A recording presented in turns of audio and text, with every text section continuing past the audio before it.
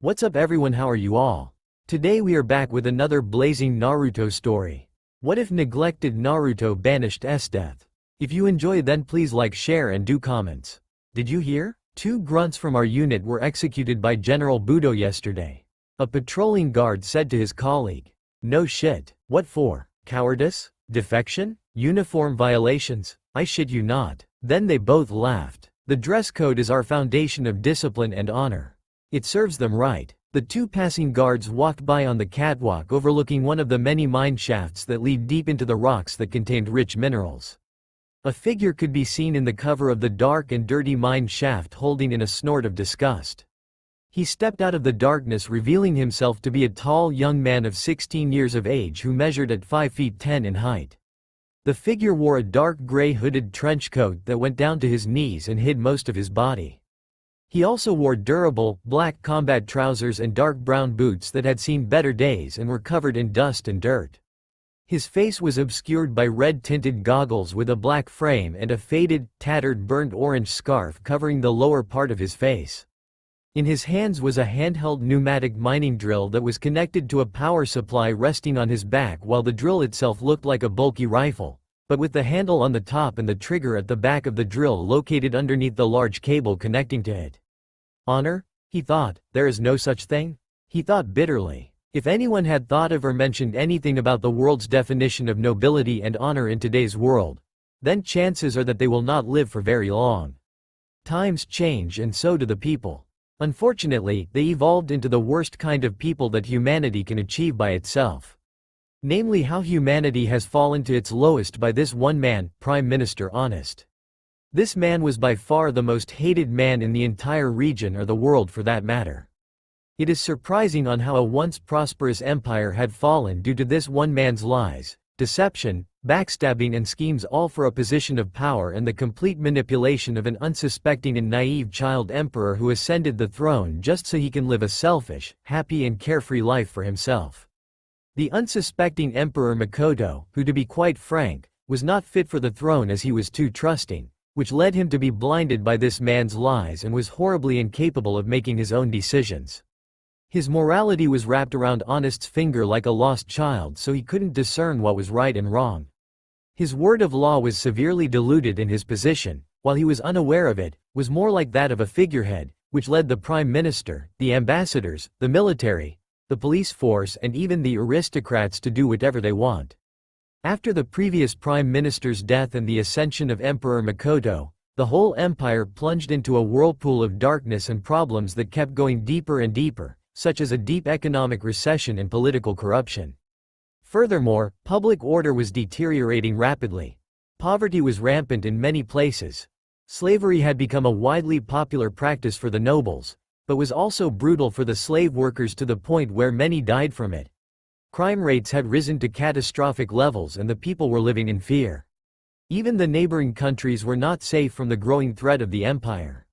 Examples included the tribes, nomadic clans and the communities and regional vassal states that initiated uprisings towards the empire, but inevitably they were brutally put down. They were not spared from death or torture, as only the men were mostly tortured and killed savagely. The women were equally tortured as well, but mostly they were brutally raped until they broke, or both the men, women and children were sold into slavery. The hooded man in question himself is a slave who works in the biggest, dangerous and harshest mines in all of the empire. His home was located in the far west beyond the ocean. How did he get here, you ask? Well, the empire isn't the only place that is evil. If you go over there right now and ask anyone in the Fire Country which place is the best ninja village, then they would say Konohagakure hands down. However, anyone else outside of Hai no Kuni would object to that strongly. But no hidden village is perfect as they would claim it to be. 3 years ago, it all happened on that one fateful night where it was the day for the annual graduation exams. The exams itself was the gateway for future ninja hopefuls to pass through to begin their careers as loyal Konoha ninjas. Everybody present in the exams was ecstatic and full of pride, including the parents of said children, mostly the clans and the civilians. All were happy, but one boy, Naruto Uzumaki. Unfortunately, for the 3rd time he had failed his exam again. This time was his last chance to reach his dream to be the Hokage and earn the respect from every villager that scorned him, But what he didn't know was that the requirement for the use of a regular bunshin was just a small trickle of chakra. By his standards, that the just Yu was ranked E, the lowest of the class of jutsu for a reason. Even though the bunshin was practically useless out in the field, it was labeled as a requirement. That particular jutsu had been the bane of his existence, barring his way all because his reserves were abnormally high for a simple academy student, and nobody had bothered to remedy it, because they simply didn't care about him or they forgot. After sitting on a swing feeling utterly depressed that he had failed, his academy instructor came by to cheer him up and notified him that there was a secret exam that he could partake to pass as a ninja. While the whole thing was suspicious itself, Naruto took it anyway. The task was to sneak into the Hokage's office undetected and obtain the forbidden scroll from the office, which was a cinch for Naruto due to his pranking sprees throughout the village, which earned him more ire and hate from the civilians instead of respect and acknowledgement.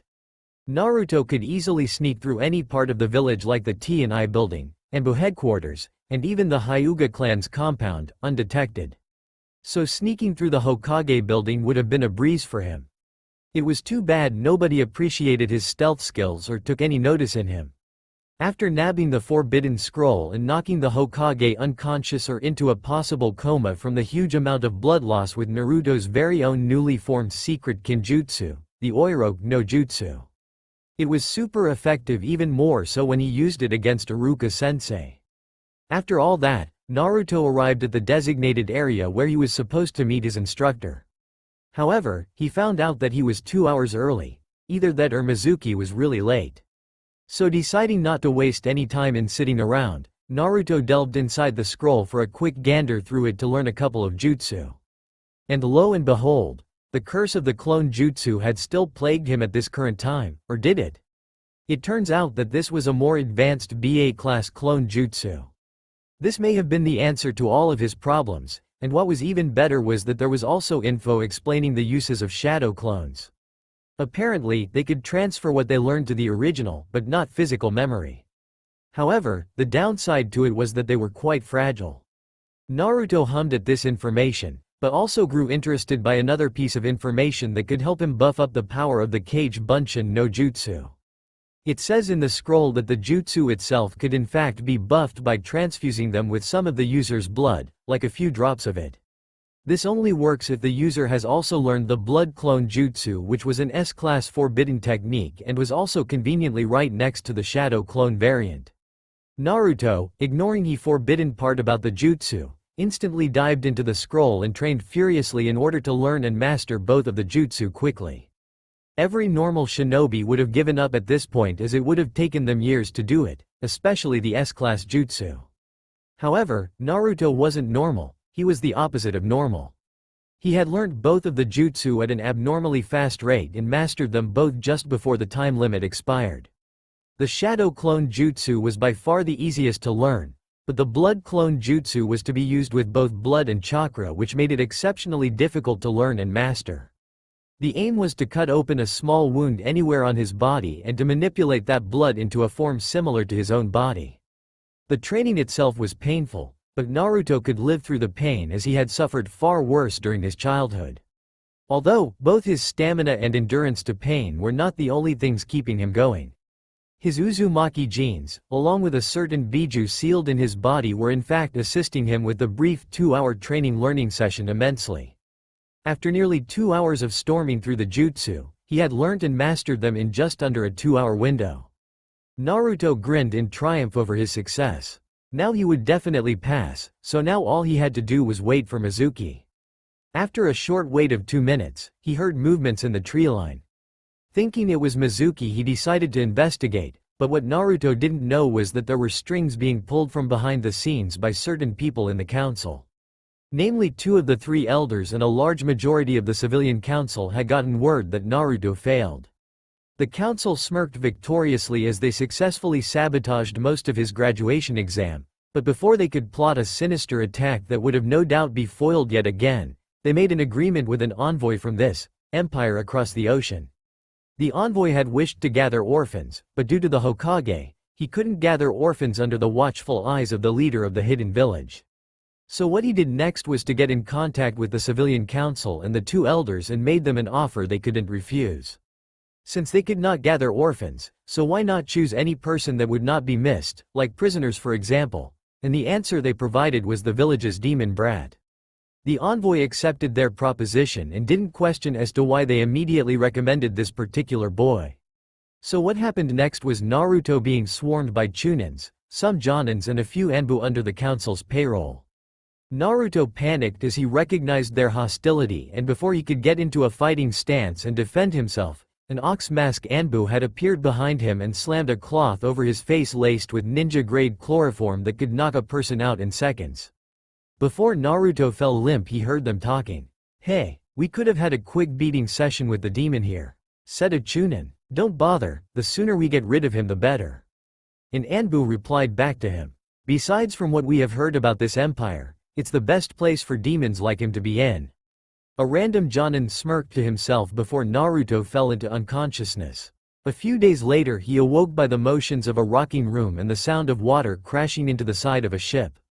He then woke up to find himself locked up in a cell and chained to the wall. He remembered what had happened moments before and was outraged by the betrayal. He thrashed and shouted out in fury as he smashed his shackles and chains on the wall. The action only called the guards in, and they brought out their batons and started beating him across his body and face to get him to shut up, but Naruto defied them by simply glaring at them back, which only caused them to put more effort into their torture. After 10 minutes of brutal and constant beatings, Naruto laid on the wall limply as blood splattered across the walls and was trailing down his body as bruises formed in a lot of places that darkened his skin black, blue and purple. At that moment, the envoy decided to step in to inform Naruto of his fate. He was to be sold into slavery for any buyers that were interested in exotic types. Naruto's heart sank in despair. His dreams were slashed apart by the selfishness and prejudice hostilities that the council had for him and sold him to an empire located thousands of miles away across the ocean west of Hai no Kuni and the elemental nations. What hope that was left for Naruto was to assure himself that his Jiji would save him, but that hope was crushed when he was informed that he was knocked out for 5 days and they would reach one of the port towns of the empire shortly, and not once were they intercepted by Konoha-nin along the way. This made Naruto realize that he had been abandoned by his own village. He wasn't an authorized shinobi as he had failed it previously, so that would still make him a civilian, and he was more or less hated by a vast majority of the village, including a majority of the shinobi forces. The Hokage, his Jiji, had failed in protecting him time and time again, as he could not control his own shinobi forces that went behind his back just to harm the Biju container out of petty revenge, spite, hatred, grief and fear. This was the final straw when he declared that he would not forgive them, not this time or ever. Now he was miles away from home and his chakra was suppressed due to a collar locked tight around his neck that had seals inscribed on them to negate his chakra provided by the council. Over the past 5 years, he gained some understanding of the basic knowledge of what the empire was after he had been tossed around from master to master. By far the worst of the lot was a family of aristocrats that secretly got their rocks off by torturing country bumpkins or, in his case, foreigners like himself. He was given to this girl named Arya, who was perhaps a year younger than him. The girl appeared very pretty on the outside just from that smile of hers and the cute frilly white and blue dress she wore. However, during those 5 years, Naruto discovered that he could sense what was underneath her surface thanks to a certain fox. We'll get to that later. He knew that it was all a ruse. They introduced themselves as a kind and generous noble family, and they gave him food and a nice warm bed to sleep in. That all immediately changed the following night when the guards stormed into his room and dragged him off to a shed located in the back. There he found a horrific sight of all of the victims that suffered from the deception of a seemingly kind and honest family. Arya by far disturbed him the most, as he could not fathom how a sweet 12-year-old child had the look of a sadistic psychopath, and that cruel and twisted smile of hers was the most hideous smile he had ever seen on a girl. They described these torture sessions as evening hobbies that they reveled in so much. They first used numerous torture devices to break his skin apart, then his muscles and then bones. Then they used hot iron to burn holes into his torso before Arya's mother injected him with a vial filled with a contagion known as Lubora disease. He didn't know what it was supposed to do to the victim, because his body was immune to most if not all known diseases, and the other tortures didn't break him, as he just simply healed and taunted them over and over again. After a whole month of seemingly endless torture, they gave up and sold him to another buyer who had an interest in him. This person was the reason why he was working in the mines in deplorable conditions. In addition to being really dusty, the mines were also cold, unstable in various places, and the guards were brutal to any slackers. The person who bought him was the head chief, governess of the mine. She stood at 5 feet 10 and her body structure and muscles were exceptionally toned, taut and well-conditioned, not in the sense that they were overly done, but in a very good way, especially if this person was an aristocrat, military training maybe? She had swept back platinum blonde hair with double bangs that reached her left and right eyebrows that complemented her amber-colored eyes. She often wore a respirator when she traveled down the mine for inspection and a leather coat that contained a large set of DDs inside and skin-tight leather pants with black combat boots and black fingerless gloves. On her side fastened to a holster was her signature weapon, or as it was famously known throughout this land, a tegu. Her weapon consisted of a gray metallic whip with thorns covering the majority of it. Some say that each tegu grants a special ability to the user. Naruto's thoughts were interrupted by an unfortunate soul screaming in blood-curdling agony from somewhere down the tunnel above the catwalk located at the primary lift as he heard the infamous sound of her whip lashing against some poor bastard's exposed back. Apparently the whip has the ability to intensify pain by multiplying the damage being received from the victim by x2, x4 or up to x10. Most couldn't handle the x2 pain intensity and some rarely reach the third intensity. Only Naruto exceeded the expectations of withstanding the thorn-covered whip. Belmont, up to the 8th intensifier and now coming up to the 9th. It didn't take long for the screams to die out as the whip claimed her latest victim. Era? Another one died again. Sigh. How disappointing, they're so weak, she groaned in frustration. Ma'am, what shall we do with the body? One guard asked. Dump him into one of the pits along with the rest.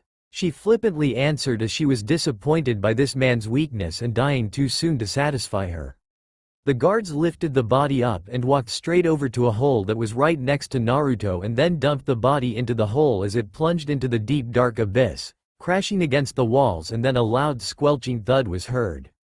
This type of thing was normal around the mines. If any miners were to die through an accident or killed from disciplinary punishment from the guards, they would pick a hole that was disused or disbanded and dump all of the bodies in that hole like a massive unmarked burial grave.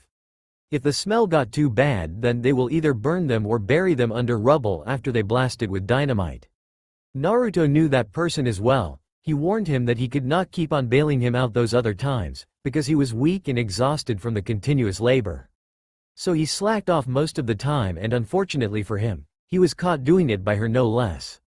No matter how hard this line of work was, her ironclad rules stated that there was no slacking allowed on the job or you will be disciplined, harshly and brutally.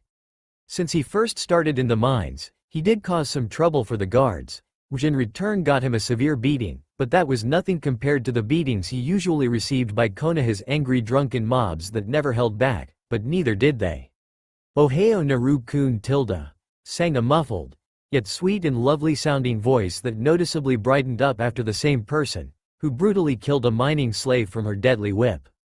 Naruto looked up upon the catwalk above him and saw the governess of the mine. The torture sessions he had with her would be something like love at first sight for Kerasu. No matter how hard she struck him or how much power she put into her whips, Naruto always stood his ground defying her, and he always held back his shouts and screams of pain whenever she turns the pain intensity up. Despite the fact that he could heal his wounds, that special ability in fact excited her more and made her more eager to experiment. This all happened when he was 14 and she was 17 to 18, mind you, now she is 20.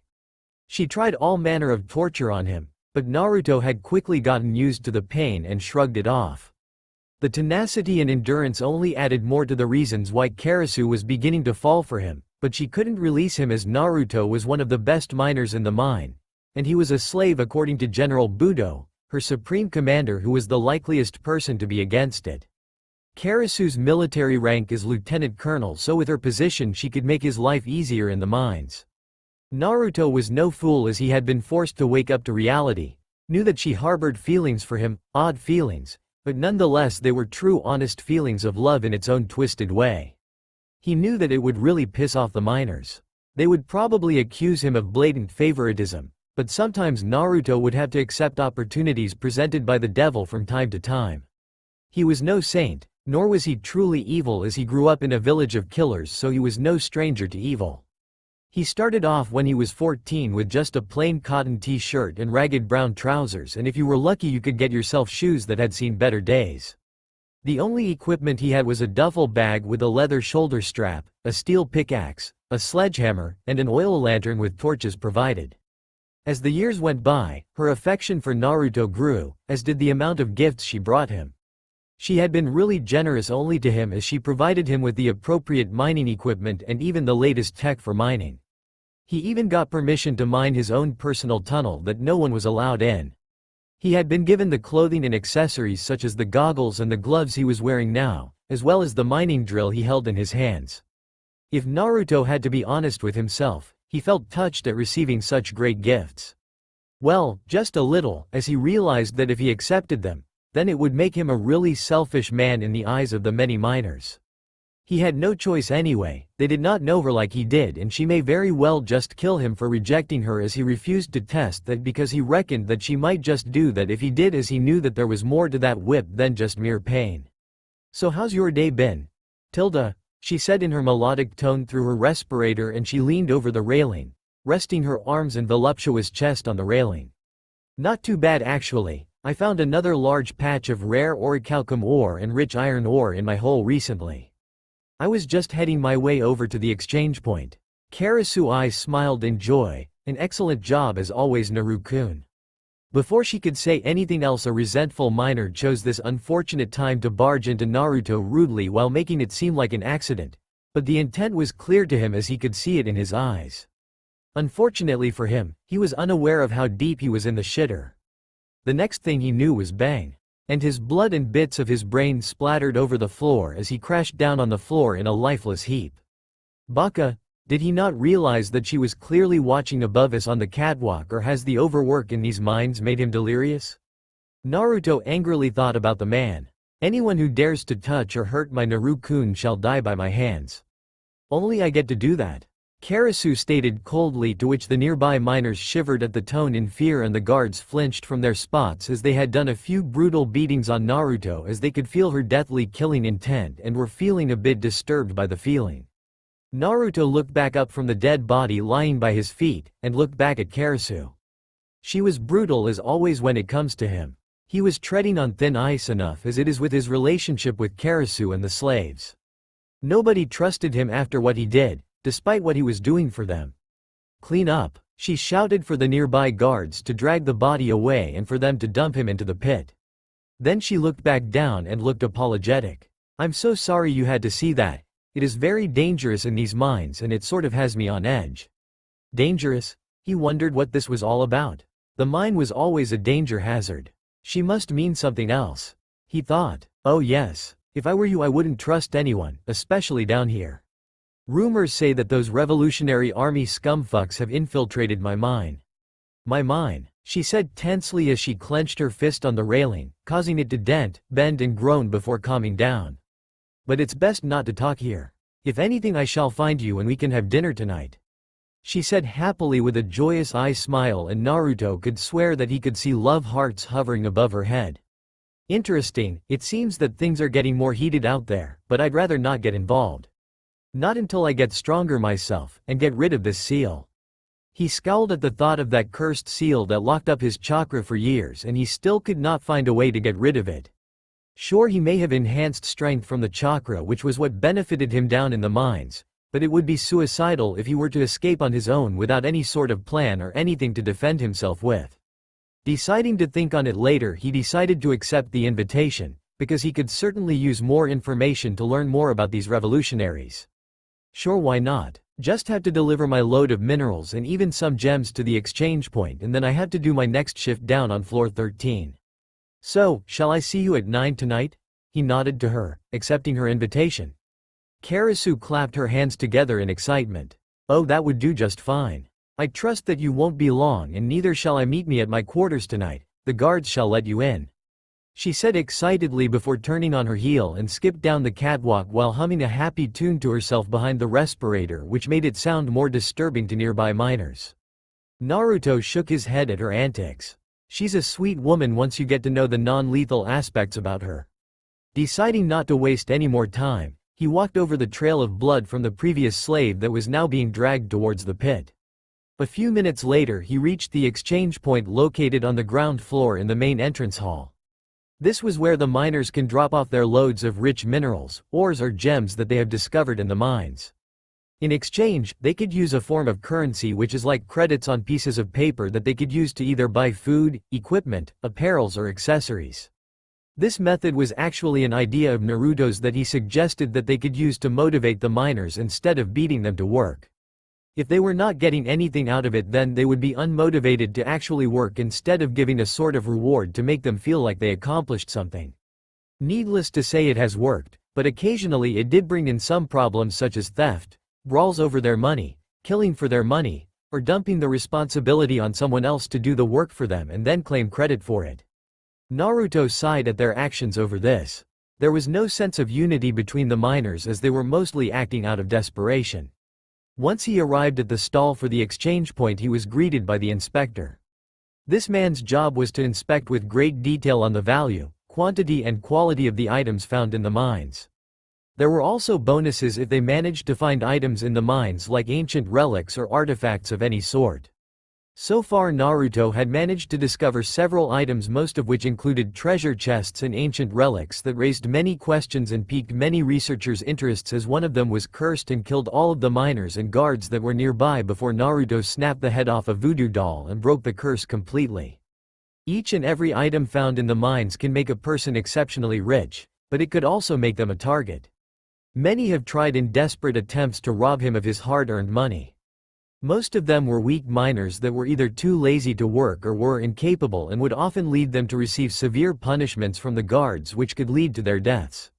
To everyone in the mine, the credit system was their lifeline. If they ran out of credits in the mine, they will die unless they retrieve a fresh batch of ore from the mines.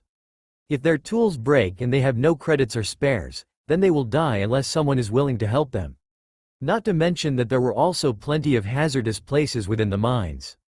The supports were sometimes loose and could cause a tunnel to cave in if something were to accidentally knock into them and bring the whole ceiling down on their heads. Therefore, TNT was used with extreme caution and careful supervision, as plenty of inexperienced miners have died due to igniting the gunpowder supply by either dropping a torch onto it or an unstable lantern ignited the black powder. There were also highly flammable and explosive gases down in the mines that leaked through the cracks in the wall. Not to mention that there were sometimes danger beasts burrowed deep inside the tunnel networks that the miners could risk disturbing. If they were to disturb these danger beasts, then the guards or the governess will have to be called in to clear out the caverns or simply blast and block off the mine shafts that prevent the beasts or the miners any entry or exit out of the mines. After waiting in line for the queue to dwindle down and to hear the man call out his name, or for the next person to come to the counter to drop off their delivery of ore, gems or any miscellaneous items found in the mines, he approached the counter and placed his duffel bag on top of it and opened it up to reveal the contents of the bag. The inspector widened his eyes at the amount of rich ores that were in there, as well as the variety of other things. The mines were famous for their richness, as well as the variety of the many ores and gems that resided in them. Well, it seems you've had another successful run in the mines yet again, Uzumaki. Now let's see here. Yep, you have plenty of iron ore, which you are lucky to get as they are in high demand, as well as orichalcum ore, some copper ore, and, what's this? Gold, diamond and silver ore. You've broken yet another record, Uzumaki. Your luck simply baffles me. He smiled as he pulled away his loupe away from his eye. In case if you were wondering what a loupe is, it is that tool used by gemologists to inspect certain gems like a miniscope or magnifying glass, and took out wads of paper credits from underneath the counter and slammed it on top of it.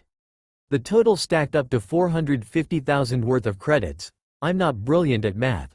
I have looked the worth of gems up and it is quite complicated, as there are many things to consider about the worth of a gem. Onto the counter, and Naruto accepted it and flicked through each paper and nodded in satisfaction. He thanked the inspector and pocketed all of the credits into his interior coat pocket, and he left the area feeling the many glares and grudges from several miners. At times he could hear them whispering in the shadows of the mines. They whispered words like, "Traitor, you're not one of us, the devil's plaything, Empire's favorite." All of that bullshit made him snort. Why does he still try to help them, when all they do is blame him for their suffering? They love to hold grudges and they know how to wear it proudly like a crown. If anyone were to have the privilege to hold grudges against others, it would no doubt be the slaves. It was only a matter of time before they lash out against their masters. But what would they do to me? Naruto thought. Now that he thought of what Kerasu mentioned, there were some disturbances in the mines. Guards were disappearing in the tunnels and all of a sudden the miners looked more determined about something. As soon as he thought about what could be the reason, he soon turned the corner and found the mess hall for all the slaves. It was there where he found his answer. Using his enhanced senses that he had been born with, he learned that the miners had their own leader. Kanami Shinsui. This man was the same age as Naruto and he arrived about a month ago.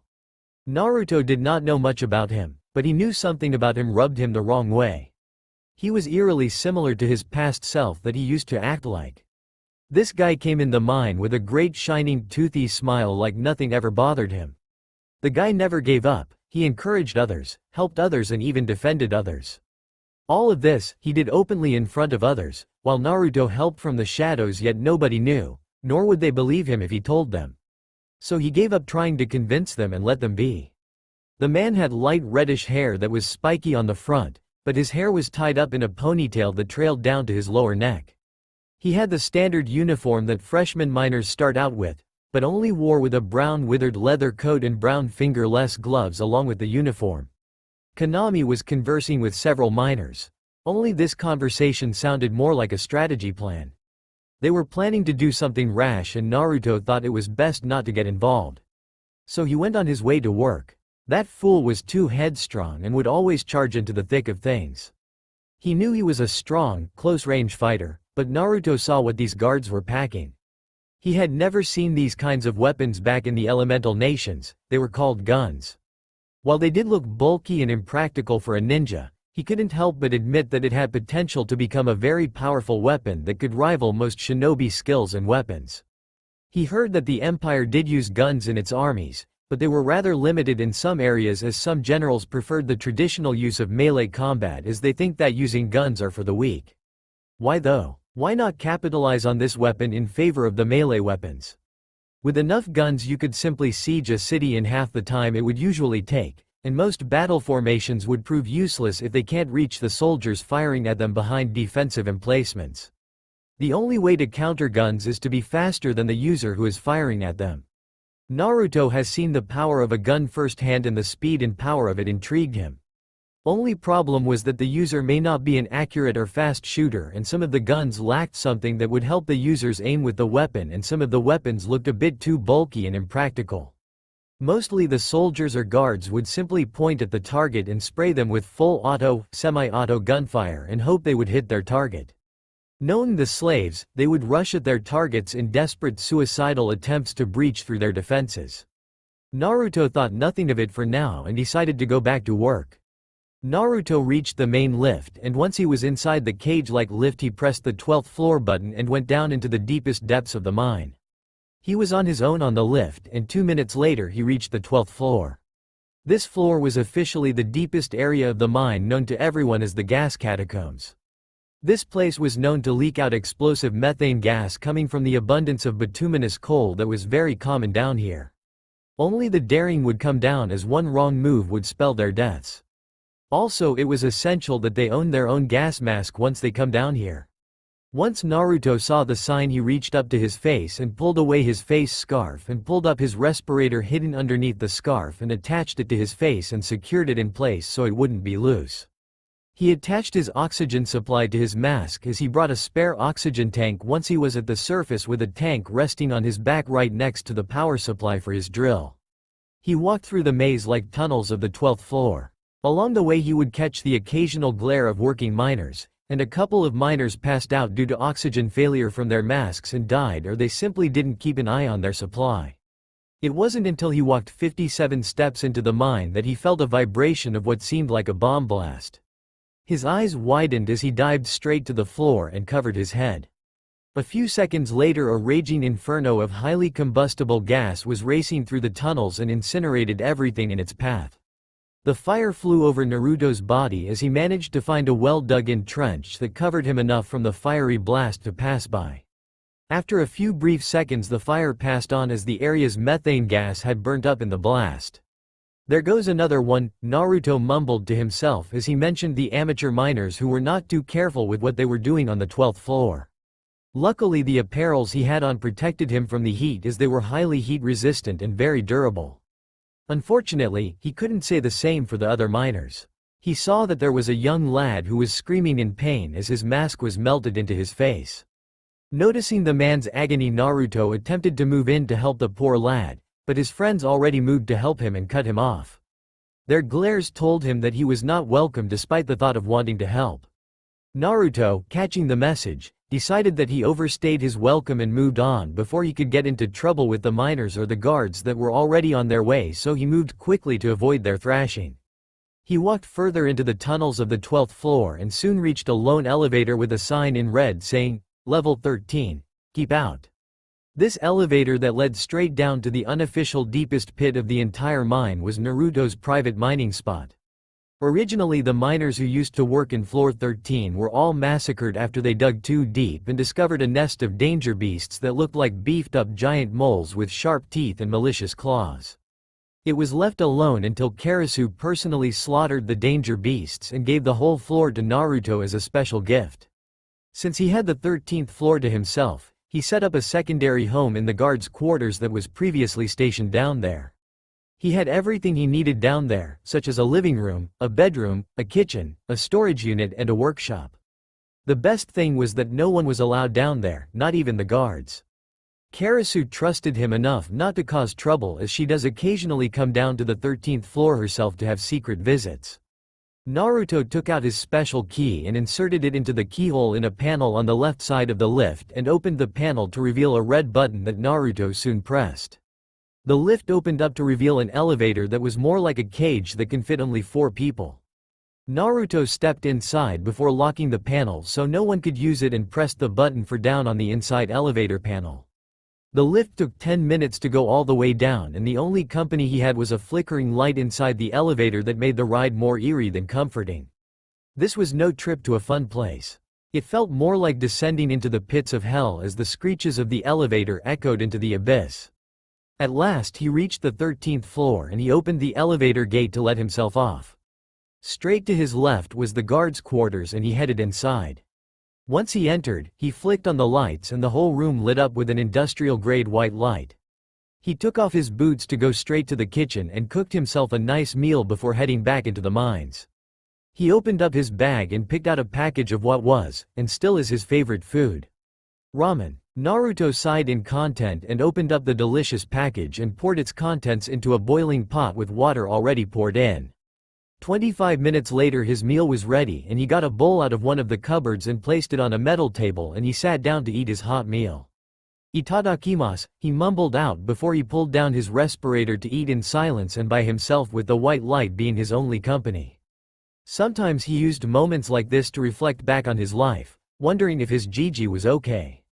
Sure, he was still a bit resentful of him, but it wasn't entirely his fault, as he could not trust his own shinobi forces to do their jobs and to know better. Then he thought back to the Ichirakus, as they were the only civilians, except for a blacksmith and his adopted, formerly orphaned daughter that allowed him in his shop along with another orphan from the same orphanage. He still missed their ramen, as it was the best ramen he would ever taste and would never get close enough to taste their flavor with his own cooking. Then there was the only non-corrupted and fair academy instructor, Iruka. Sure, he was hard on him most of the time, but he meant well. Then there was that strange guy with the most extreme fuzzy brows he had ever seen since he had known Rock Lee, and he was dressed in a full-body green jumpsuit with orange-striped leg warmers. He was as cool as he was weird. He did help him with his taijutsu and physical conditioning, as he was the best guy for the job in that department. By far he was the friendliest jonin he had ever met. Next there was the Tokubetsu jonin, Anko Mitarashi. At first she sacred him, but once he got to know her she was generally a cool person to hang out with, as they were both very similar in personalities and life. Not to mention that there were 3 Anbu that had always looked out for him when he was a child. Cat always remained close by, Dog was reassigned elsewhere, possibly left the Anbu, and Weasel. He went quiet after the Uchiha massacre and hadn't heard from him since. And Makoto still hadn't woken up yet. After finishing a satisfactory meal of ramen, he gave out a satisfied sigh and cleaned up after himself. Well, time to go to work. He reattached his respirator to the lower part of his face and placed the goggles on and turned on his flashlight that was attached to his coat where his right pectoral muscle was, and headed out of the quarters and into the mines. After several minutes of walking, he reached the end of the tunnel he was currently working on, as he spotted that this area was rich with a variety of minerals and on occasion, gems were also available down here. He looked at the walls to inspect a good spot to start drilling. He found a spot after rubbing dust off the wall's surface and found a shiny surface that looked promising. Nodding to himself, he started up his drill and began to chip away at the resource that would supply his income, as well as the Empire's. But before that, he plugged in some earphones that Kerasu recommended he try. She gave him a portable music player device that stored thousands of music songs on it. They never had anything of the sort back in the elemental nations. Were we really that far behind in terms of technology? He thought to himself. After plugging in his headphones that would block out any sound from the outside so it wouldn't interfere with the song playing. After selecting a random song that oddly enough fitted the atmosphere of his job, he set out to work. Rammstein. Zana, the music video. His job was especially hard as no one would willingly work with him. This caused him problems in the past, hence he would be called many things, but the one name that wasn't an insult to him was the Lone Miner, and it suited him just fine. The work was very difficult to do by himself, but he always pulled through with his enhanced strength, godlike stamina and willpower made of steel. The drill pounded away at the walls of the mine as dust flew everywhere and steam venting out of the drill. Naruto felt the power of the recoil in his arms as they were tensing up to control the drill and keep it on its mark. Just as the song was about to end, the drill punched through the wall and pieces of the wall crumbled as if it were hollow. Naruto turned off the drill and his music as he stared into the hole and began to inspect it. He pulled out a powerful flashlight out of one of his many pockets and shone it through the hole. He found that the hollow wall actually led to a room. Naruto, being the curious person that he was, decided that he should head back and fetch a sledgehammer, but changed his mind as he was no weakling. All it needed was a good strong kick. Boom! The whole wall collapsed as Naruto's augmented kick easily overpowered the hollow wall. Luckily, the chakra nullifying seal did nothing to his strength, so he was fine with the physical labor. He brought his black metallic flashlight out again and shone it into the now open and dusty room. Naruto noticed that this room looked incredibly ancient, like 1,000 years old or such. Ancient texts littered the wall, but were mostly faded so he could not read most of them. However, it was the center of the room that caught his interest.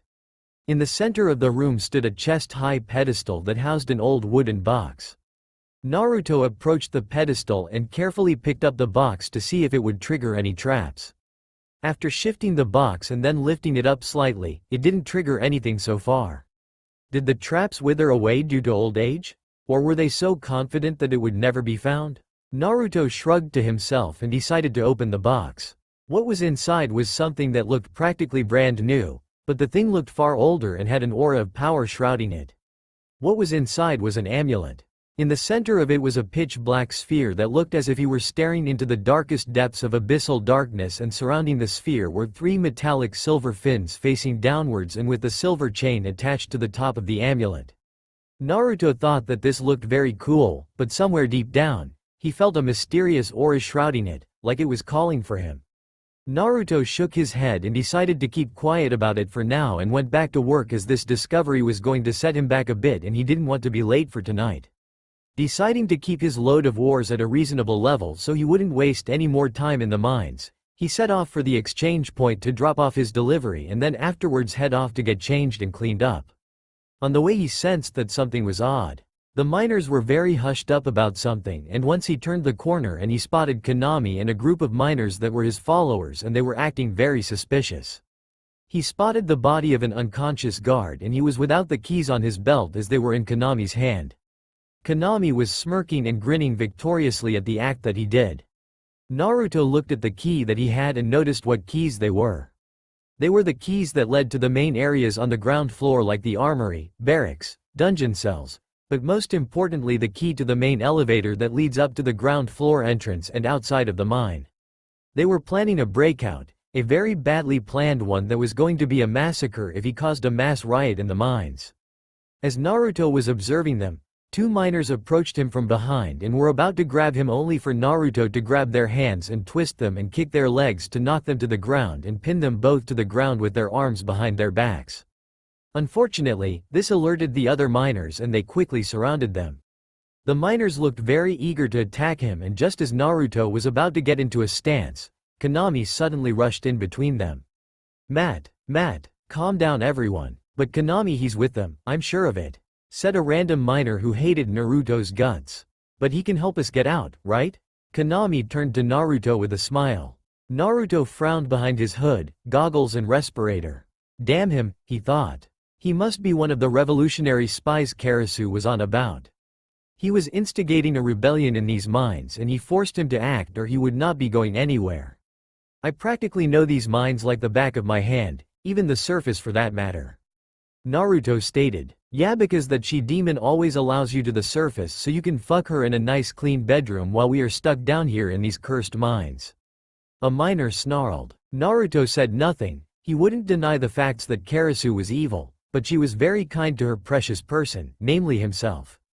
Unfortunately, the unintended selfishness had caused such a massive rift to open up between him and the miners, that he was treated with hostility. Konami gave a look to his fellow miner and commanded him to shut up and smiled at the bit of information as he knew he was honest about it.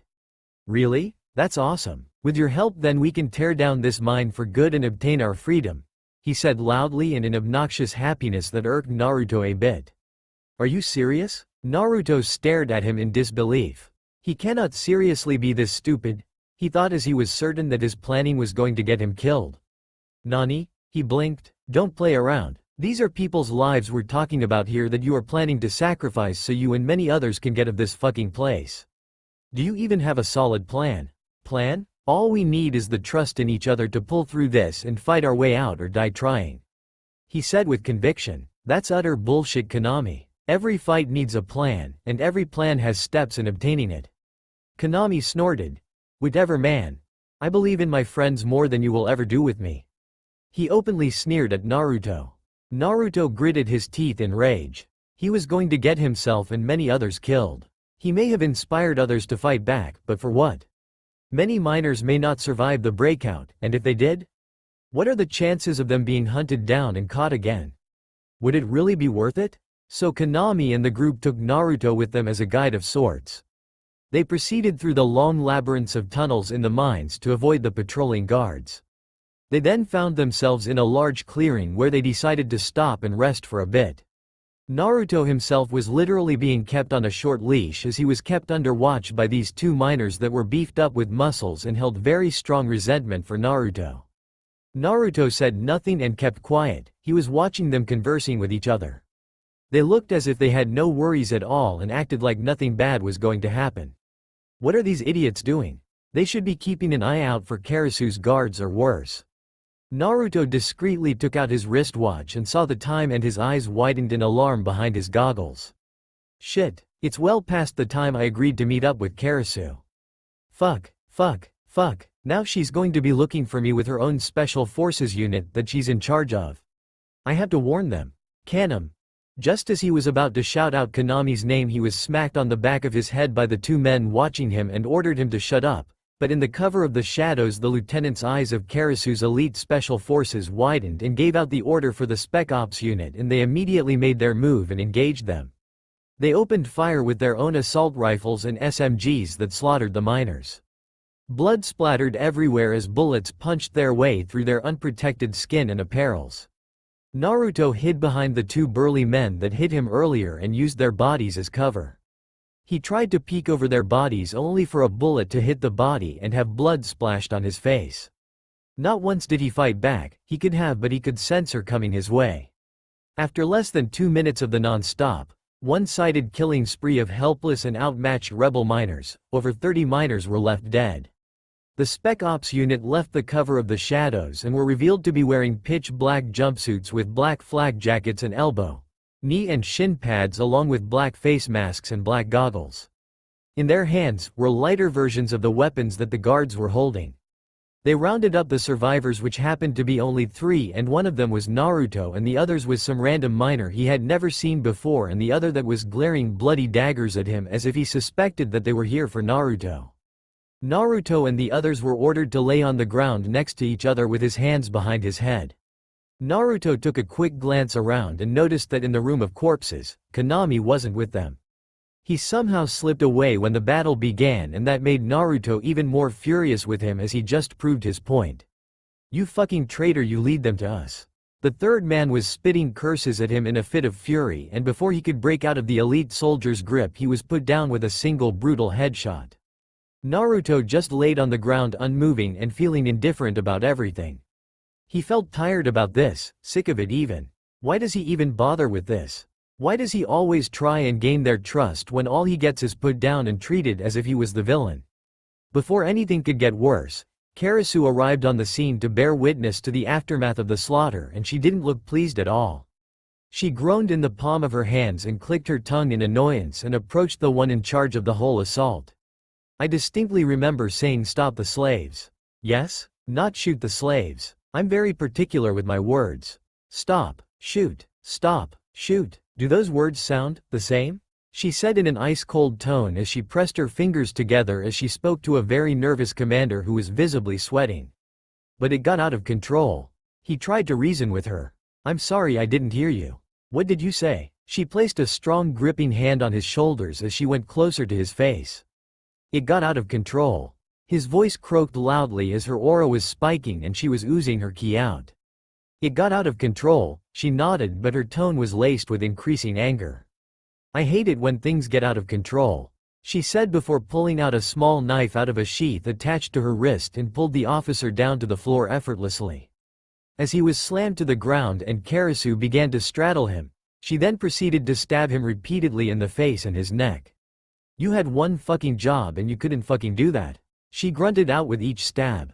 As she finished she exhaled out in frustration and she spotted something that she wasn't pleased with.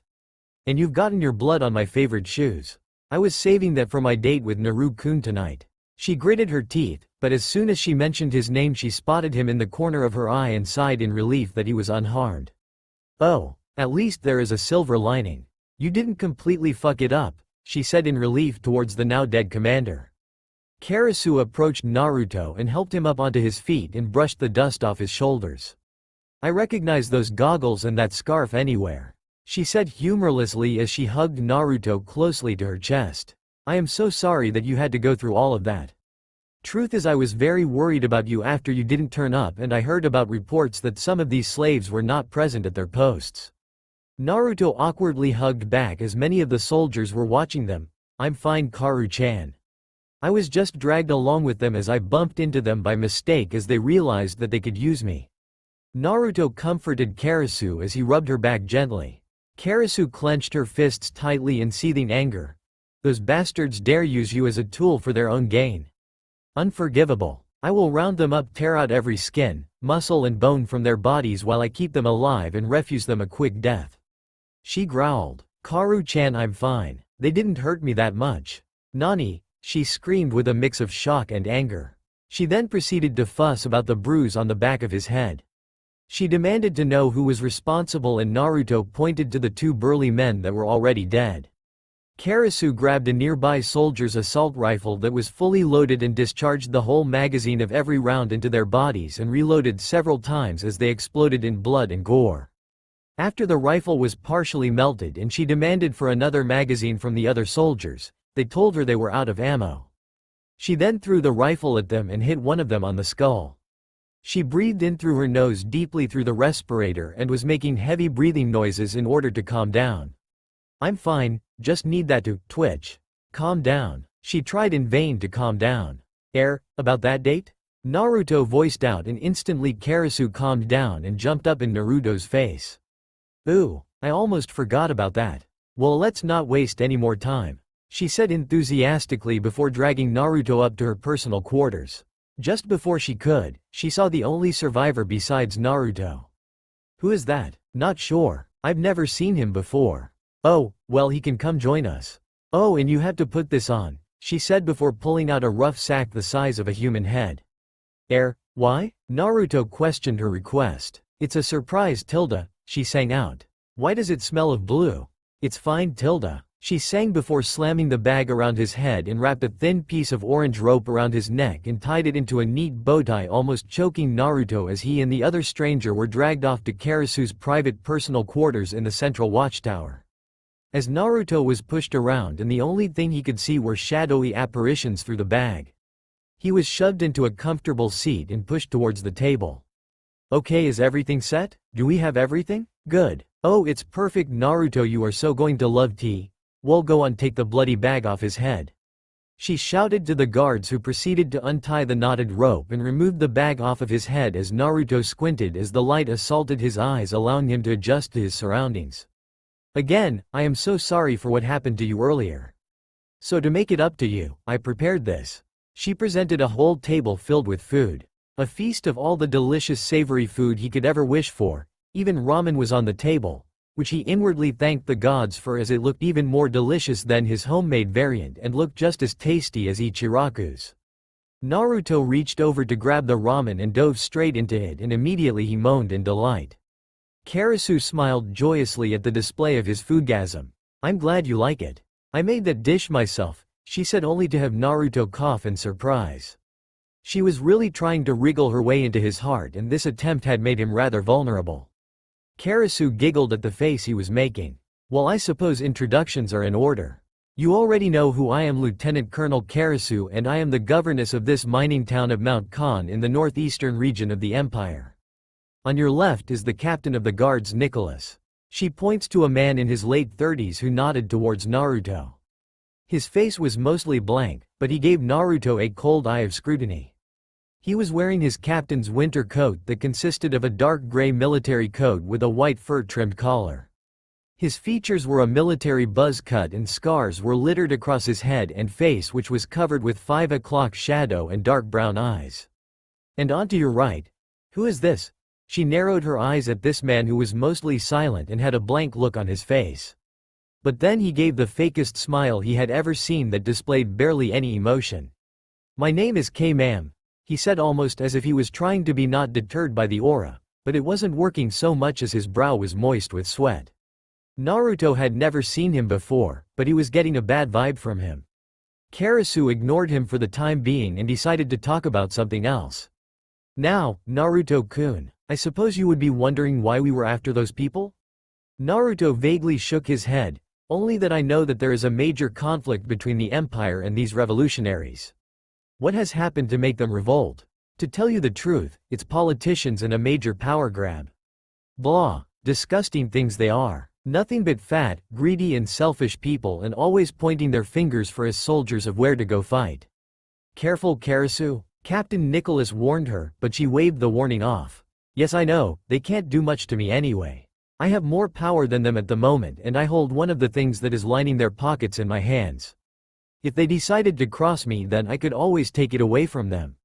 Her eyes gleamed. They could always send someone to take you out. Nicholas countered. Who? She asked curiously. General Esdeath for one. Hey, she snorted humorlessly. She and I go way back during our time in the military academy. She doesn't care about the opinions of those who she considers far weaker than her. She only listens to the Prime Minister and the Emperor, who in turn is being controlled by Prime Minister Honest, which is a shame because he is also a very weak-willed boy who is in possession of one of the strongest Tigas. Wouldn't that Tigu that Honest has technically make him the strongest? Who? Honest? Don't make me laugh. It's true he could technically defeat Esdeath with that particular Tigu, but come on, Esdeath would annihilate him before he gets the chance to, even without her Tigu. She scoffed. Naruto was getting more curious about these Tigas and decided to ask. What are these Tigas? He asked her. Kerasu raised a questioning brow. You never took an interest in the Empire's common knowledge since you arrived here, Naruto-kun. What brought this on? Just curiosity. I know a vague amount about these weapons, but I don't know how to identify one. Well, I'll tell you. Tigas were in fact created many years ago by the Empire's first emperor. The first was a very proud man and very fond of his empire, but he knew he couldn't rule it forever as he would eventually kick the bucket soon enough. He feared that as soon as he was gone, that his empire would soon fall by either one of his incompetent descendants or anyone that dared to usurp the throne. So he ordered for the best minds in the empire to gather certain materials from the most renowned danger beasts and resources that were incredibly rare to find or acquire. As soon as they were gathered, they were to construct numerous weapons. 48 of them to be exact. Unfortunately, half of them were lost due to a civil war 5 centuries ago, several of them were destroyed. Even some of the Tegus are in the hands of the Revolutionary Army, but we hold the most dangerous ones. Tegus can look like anything. They could be sentient biological creatures or even people, normal-looking melee weapons or guns or even equipment like armor. There are even some cases that Tegus can look like simple jewelry. If you obtain one of these items and if it accepts you as its wielder, then you could potentially hold a tremendous power, as every Tegu holds a special ability or several, like my whip Tegu Belmont. Kerasu explained to Naruto, and she patted her beloved whip. Naruto's eyes widened at this possibility. Could it be? He thought about the amulet he found earlier that was now hidden underneath his scarf. What kind of power do they have? The pale brown-haired man asked all of a sudden. Thwack! His response was a rifle butt to the head, courtesy of a guard standing by his chair who hit him, due to Kerasu giving out a nod to the guard that mentally translated to, hit him. I never said you could speak. I don't even know who you are, and apparently you're not registered here. I'm not like most ignorant nobles to ignore simple slaves, as some of them may have something to hide. She said dangerously to this K, who remained quiet but gave a cold, silent stare as he was inwardly wincing at the swelling bruise on the back of his head. Naruto didn't really need to know about the capabilities of a Tegu, as he had heard some of the stories through rumors.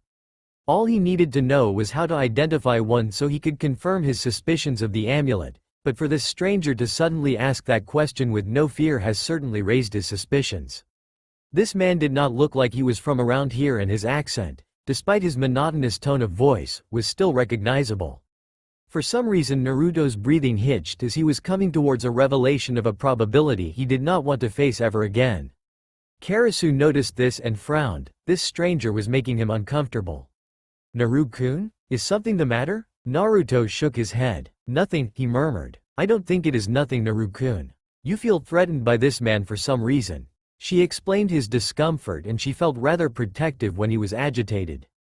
Naruto flinched as she saw right through him. No, I believe it's where he came from and who sent him is what made you so afraid, she said as she stood up and walked calmly around the table until she was behind Kei, who was sweating nervously, but only a slight drop was visible as he could feel the torrent of rising killing intent. And I can take a guess as to who they might be, she said slowly, but dangerously, as she unsheathed a small knife from her sleeve and with lightning-like reflexes plunged it into his back, right into the bone of his shoulder. The young man screamed in agony as she twisted the blade in his shoulder and pressed him hard down on the table, scattering many dishes apart from the impact. Kerasu reached into a hidden inside pocket and took out a recognizable headband and a blank Anbu face mask. Konoha, she growled. Naruto's eyes widened in shock and his heart was hammering inside his chest. No, no, no, what the fuck are they doing here? You bloody shinobi ruin everything, like the dinner that I have worked so hard to prepare for my Naru-kun. You're no better than the Revolutionary Army that likewise ruin everyone's day. Didn't you know that it is rude to write messages at the dinner table? She said, indicating a rolled-up scroll still held tightly in his hand. Now let's see what you've wrote down, she said as she tried to get the scroll off of a very stubborn shinobi spy. Let go of the scroll, she said as she hit his hand after each word was said. The spy finally released the scroll and Kerasu picked the scroll up and read the message that was written out to relay it onto someone else via whatever means that shinobi use, an animal perhaps? Now let's see here, I'm with Naruto Uzumaki, Strange, it was written over 3 characters that says dem and then was scribbled out. Well, whatever that means, it doesn't matter, but this one will make you laugh. She read the scroll out loud for everyone to hear. She turned the mini messaging scroll around to display what it had said, and surprisingly it was something you would not expect from a trained shinobi or an Anbu of Konoha, especially if they came from Root. Help, she snorted out, clearly amused. What kind of shinobi are you to write for help? That's not how you do it, you cry for help. So come on, up you go. You are going to cry for help. If you are going to do something, you've got to do it right. She said while lifting the spy up with the knife still stabbed into his back and dragged him over to the balcony that led outside to a breathtaking view of the mountains. Now, here we go. Cry for help. She indicated him to do so as she held out her hand. The spy remained silent. The poor lad that looked about nearly Naruto's age or a few years older looked as if he was going to break any second now from the pressure. Did the shinobi standards really drop that low since he was gone? Surely the Sandaime or whoever was the new Hokage was serious on selecting him for this mission? The spy remained silent, but only served to aggravate Kerasu as she wriggled the knife around in his wound roughly. Cry for help. She insisted of him. Help, he whimpered out. No, that's pathetic. Come on, you can do better than that. Cry for help. Help, he said out louder. Say it like you mean it, like your life is in danger. Help, for your dying friend, she screamed at him. Heal up. They both yelled out simultaneously before Kerasu shut him up by placing her index finger on his lips, as the shouts echoed across the mountain. Shish. Now we listen, nothing. I'm afraid Konoha and your friends aren't coming for you. You were nothing but a throwaway tool for their schemes. Said indifferently to him as it had left a shell-shocked Root Nin standing silently over the balcony. The shinobi, or if you could call him that, was now staring out into the mountains crying tears of despair at the thought that he was abandoned by his own village. He had chosen the wrong job, or his superiors chose the wrong man for the job. Danzo-sama, why? He thought about the head of Root. He didn't respond to anything, even as he was being dragged away by the guards. Take him and find out what he knows. Kerasu pointed to him before removing the knife from his back. Once she removed the knife, the man winced in pain as he tried to clutch his wound. The guards then rounded on him and slammed a fist into his abdomen and dragged him along by his shoulders as he was forced down onto the floor. Oh, how terrific, isn't it? Your old home comes to visit and already makes a mess out of things. Now, please, stay here. Enjoy the ramen. Don't move. I'll be right back, as she pointed out the door and left the room in a mild hurry along with Nicholas. Outside he could briefly hear her say, "Double, no, triple the guards. We are on lockdown. We've got rats to flush out." And now Naruto was left on his own with his thoughts that were plaguing his mind. Konoha? Here? Was his primary thought. Could he really go back? No, nothing has changed. It never will. He scowled as he recalled that writing error he made where he scribbled out a syllable for demon. Of course nothing has changed about their views. I wouldn't trust anyone, were the words he remembered Kerasu saying. Who can he trust? Kerasu seems to be the only one who he can rely on, but she is persistent that way. But why was Konoha so adamant on retrieving him? What were their motives? The Konoha spy, was not having a good day. He was once one of the legendary spies of the legendary Sannin Jiraiya.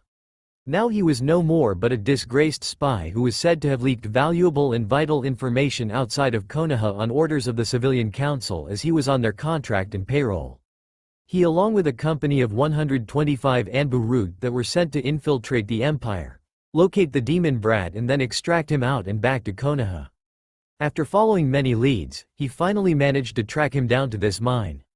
He infiltrated the mine in order to get close to him, but he was unprepared for the brutality of the mines and the guards, so he had difficulty in approaching him. Now the man was staring at the governess of the mine and she was smirking savagely like that snake whore in T&I when she is presented with a fresh batch of new victims to play with. The spy was bleeding from his face and his bare chest as he was repeatedly whipped. K had never felt so much pain in his career or his life during the Third Shinobi War. Now, are you going to talk? She asked nicely of him. Fuck you. He wheezed out. Oh come now. We've got all day. Just spit the bloody name out. She insisted by pressing a finger onto an open wound that made him grit his teeth together in agony. I can't say his name, he said, worried about what would happen to him if he revealed any information about his master and the council. Oh she can threaten all she wants, as I will do much worse than what this guy is promising. The spy gulped. It's not that. I can't tell you anything about him as he placed a loyalty seal on my tongue here, he said while showing off his tongue to a disgusted Kerasu. Now K all of a sudden had a brief confidence boost. Hey, with this on me, All your efforts in getting anything out of me will be useless, as the seal will kill me before I spit out a name or anything about them." He said that unconvincingly, as he hoped that it would deter them from asking more questions and stop him from spilling the beans and then killing him in the process as the seal activates. Gross. Oh well, no matter, there are other ways to gain access to information in that head of yours. Without you speaking it, of course. She smiled cruelly. Now Kay didn't feel as confident as before. What is she talking about? Do they have something similar to the Yamanaka clan? He hoped not, as the people who hired him were so confident that they were safe with the seal that they did not take into account that there are other ways to access said information. Send him in. She ordered the guards to the door to fetch in the man for the job. 10 seconds later, a gray-haired blind man with bandages wrapped around his eyes walked in with a guiding cane scratching along the floor and a stone-cold stoic face. The man wore a blood-stained hospital gown and his hands were wrapped in white bandages. "Mr. Townsend here just got out of surgery 2 weeks ago, as the requirements for the surgery to implant his tegu were the loss of his eyesight and then implant them in a specific area." The old man began to unravel the bandages and held both of his palms out in front of his face. Kay saw that there were 2 bulges in his palms moving about, and then suddenly a slit in his palms opened and out popped an eye focusing on him, like the pale man from Pan's Labyrinth. "Wah, what is this?" Kay stammered. "That dear spy is an artificial tegu. The eyes were preserved once it was scooped out of a mystical man turned mad. This man became corrupted by a demonic danger beast that possessed him. Once he was slain, his eyes were salvaged, as they were reported that they could see through anything, like memories and your future actions. We call it the devil's eyes." She giggled at his facial expression of terror. "Mr. Townsend, will you do the honors?" She motioned him to the fearful man who was shaking in his own chair. The blind man said nothing but held out his palm directly in front of the spy's forehead, and Kay shuddered and then jolted as he felt a forceful entry into his mind, like it was being violated. Then the blind man held out his second palm outwards and a window was being formed as his memories were being displayed through it. "Open your mind," he ordered to the spy in his harsh, gravelly voice. Flashback.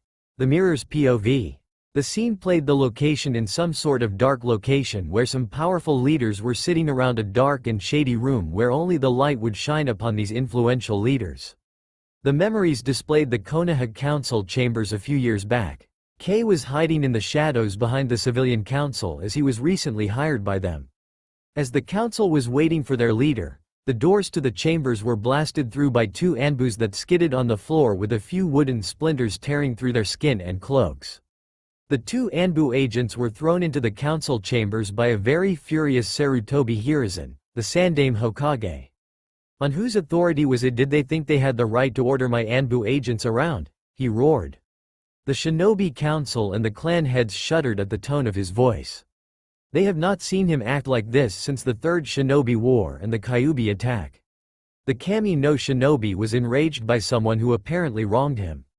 The civilian and the elders, excluding Danzo who was raising a curious eyebrow, were shaking in their seats. "What is this about Hiruzen?" Danzo asked of him, only to get a cold look in return. "That's Hokage-sama to you, Danzo," he said, almost like he was suspecting him of something, which Danzo found was quite odd. He hadn't done anything as of recent to raise suspicion like this.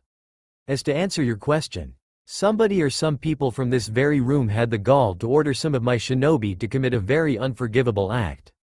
Hiruzen explained seethingly, as he had a feeling of who this or these people were. "What happened, Hokage-sama?" Hiyashi asked, genuinely curious on why the Hokage was in such a furious state. The Hokage gritted his teeth. 2 days ago, an envoy from this empire to the far west across the ocean came here seeking a trade deal. I thought it would be a simple resource trade that we could benefit from, but what they didn't tell me was what they wanted in return.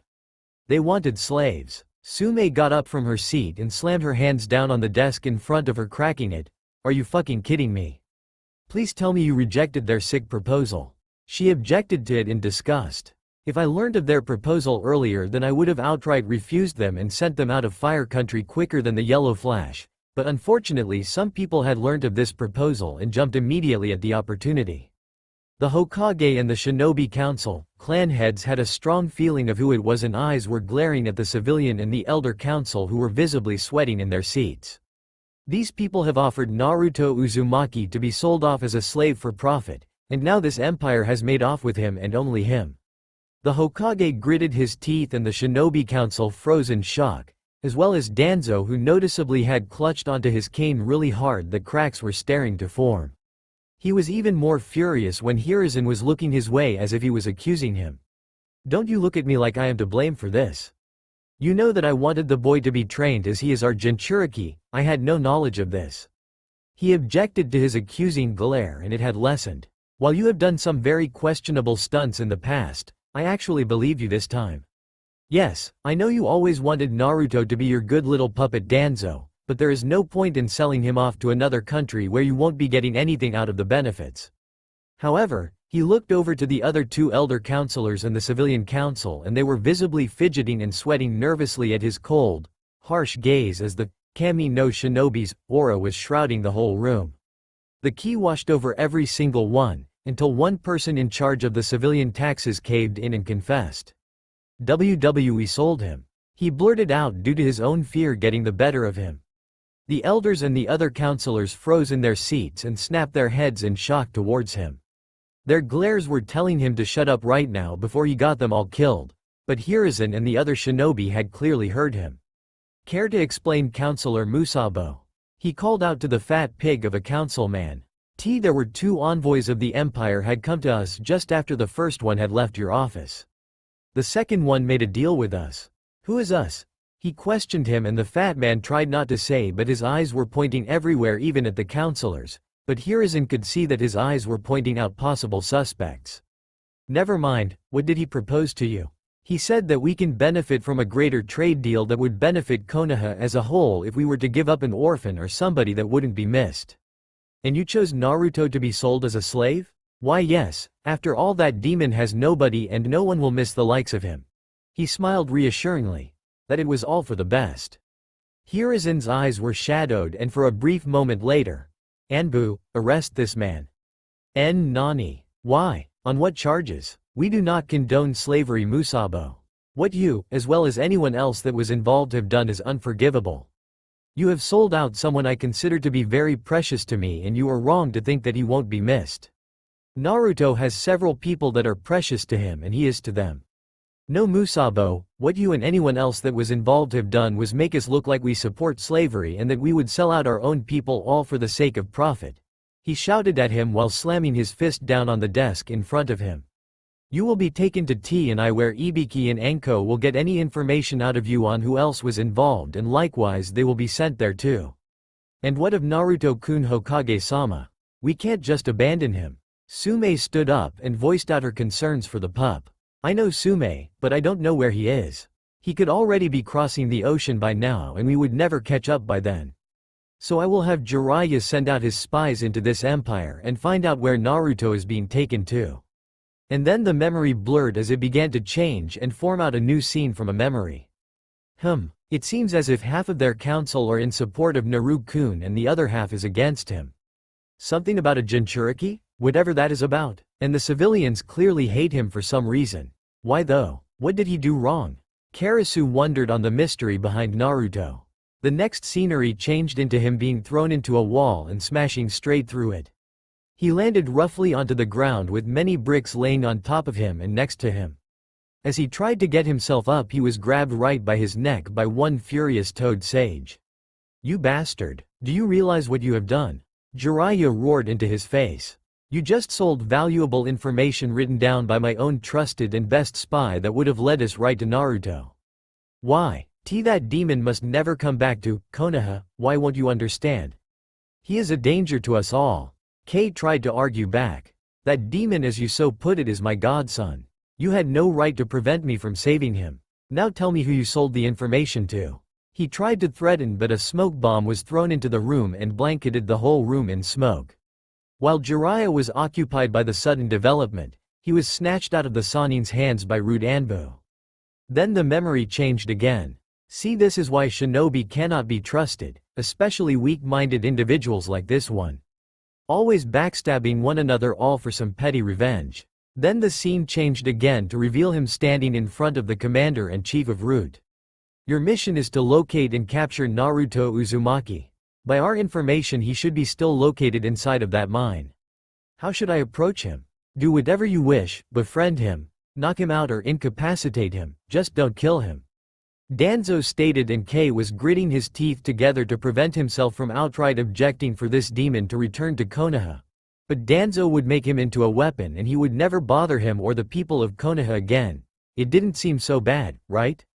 And then the scene changed again to see him standing in front of the revolutionary spies and the leader of the spies, Konami. Remember, the plan for attack starts at midnight. Konami informed Kay, just remember our deal. You bring us Naruto Uzumaki and we will help you gain your freedom. Sure thing. And what about you guys? We have our men stationed around the mine and we have this place surrounded and inside the mines and every important structure. Kay explained every part of the plan to Konami and he in return explained their parts of the plan in case things didn't go their way. Remember Kay, if this does not go to plan then consider Naruto dead. I'm sure the miners will be glad to finish him off. Konami smirked to himself. We won't, and if you do go against our deal then we'll consider you and the rest of this mine to be wiped out, he threatened. That's if you don't go against us first. And then the memories stopped there by a furious Kerasu. Cut back to the present. Kerasu flipped table over in a fit of rage. Those cowards dared to threaten my Naruto-kun. Nicholas, get every guard and my forces to prepare for battle. This is war. And what about Naruto, Kerasu? Ah, Naruto. She froze in the spot as she remembered that she had left him alone and that he could be in danger as the miners were going to be a threat to him. She quickly ran out of the interrogation room and back to the dining room. As soon as she arrived back at the dining room, she found the room to be empty and all of the ramen and a majority of the food and drink were gone. She only found a note by the side of the table where Naruto had been sitting at earlier. It read, "Thank you for the food, Kerasu. Unfortunately, I have a late night, early morning shift to attend to and I cannot wait much longer so I had to leave. Sorry about leaving so soon, but I really appreciate meal you had prepared for me and I hope we can do something like this soon. Naruto X." While Kerasu would have blushed like a giddy schoolgirl, her stomach dropped in fear as Naruto had headed back into the mines where it was soon going to be a war zone. Naruto, she ran straight for the armory to get herself prepared to head into the mines, but she was already too late. Elevator to floor 13. Naruto was already kitted up and his gas mask was already fitted on and was already on the elevator heading back down to floor 13. He felt much better after having a nice warm and delicious ramen down him as well as other important nutritious meals that were already prepared for him. He had to leave as he needed time to himself to think about what was happening. Konoha was back on his mind yet again as apparently they have sent someone to capture him. He suspected that this wasn't a rescue mission set up by Hiruzen. If it was then he would have sent someone more trustworthy like the Anbu cat or dog and few others like some of the Jonin. However, what was really on his mind was the amulet hidden underneath his scarf. He was getting these strong vibes coming off of it. He was certain that this was a Tegu, but he had no idea how powerful it was. It had to be if it was buried under tons of mountainous rock. Screech. Clang. Suddenly, the elevator screeched to a halt and Naruto was left stranded in a dirty narrow elevator shaft with a little light that was flickering on and off and the groaning cable that was clanging about and groaning under the strain. The fuck? He frowned as he looked up as the elevator suddenly stopped. He pressed the down button on the panel only to get no response. He then pressed the emergency button only to get no response from that either. Great, power's out, he sighed in frustration. He was about to curse until he could hear faint echoes far above him at the elevator door back on the 12th floor. He couldn't figure out what they were saying but he could figure out their intent. That's no search and rescue party. And he was right. Boom. The winching system for the elevator was blown up by organized explosives of TNT and it destroyed the system in one blow. The elevator had nothing holding it steady as it was now sent hurtling down into the abyss, increasing speed at every second. Naruto was sent to the floor as he held on and braced himself for the inevitable impact that was soon to come. Bang! The elevator slammed onto the bottom floor of floor 13. The elevator crumpled up under the strain of the forceful impact. There was worse to come however as bits of scrap metal, the steel cable and parts of the elevator shaft had caved in and started to bury the elevator with Naruto still inside. Naruto was left inside of the elevator battered, bruised, bleeding, and unconscious. He was trapped under tons of rock and scrap metal of the elevator. He was unaware that the miners had started their revolt with aid from the Revolutionary Army, and he was blissfully unaware that there was a war zone happening just right above him. Just as he was drifting in and out of unconsciousness, he was also unaware that the amulet's sphere-like gem was glowing with increasing power and that he was being brought into the depths of his mind where a certain fox was anticipating his visit. The elevator shaft leading all the way down to floor 13 was now silent after the elevator plummeted straight to hell and was silenced with an earth-shattering crash that echoed all the way up to the 12th floor. Two people were peering down the elevator shaft. One was Konami himself and the other was some thug-looking guy who was an ex-bandit leader turned slave who was wearing a white cotton ragged t-shirt with leather harnesses over his chest and two belts around his waist and a red bandana over skinhead-shaved bald scarred head. Both of them were wearing their old standard leather gas masks with cracked lenses and an oxygen canister fixed to the side of their respirator. Don't take this personally, man, but if you want to blame someone, blame K for making me go through the trouble of that stupid deal. You were so not worth the trouble. The bandit slave lifted up his gas mask and spat down into the elevator shaft before placing it back over his mouth. P2. Serves that bastard right, fraternizing with the enemy. Was that really necessary? Konami asked him, not really getting why they were so hostile with him. That punk kid has been warming up to that demon bitch Kerasu. She always fawns over him and will harm anyone that wrongs the boy and has been making his life so much more comfortable down in the mines while we are left to rot down here.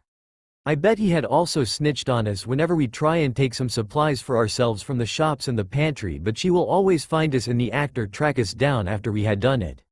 It's got to be that brat, I'm sure of it. Wow, you must really hate him, huh? He tilted his head before giving off an eye smile to his follower behind the gas mask and shrugged. Oh well, I guess he deserved it.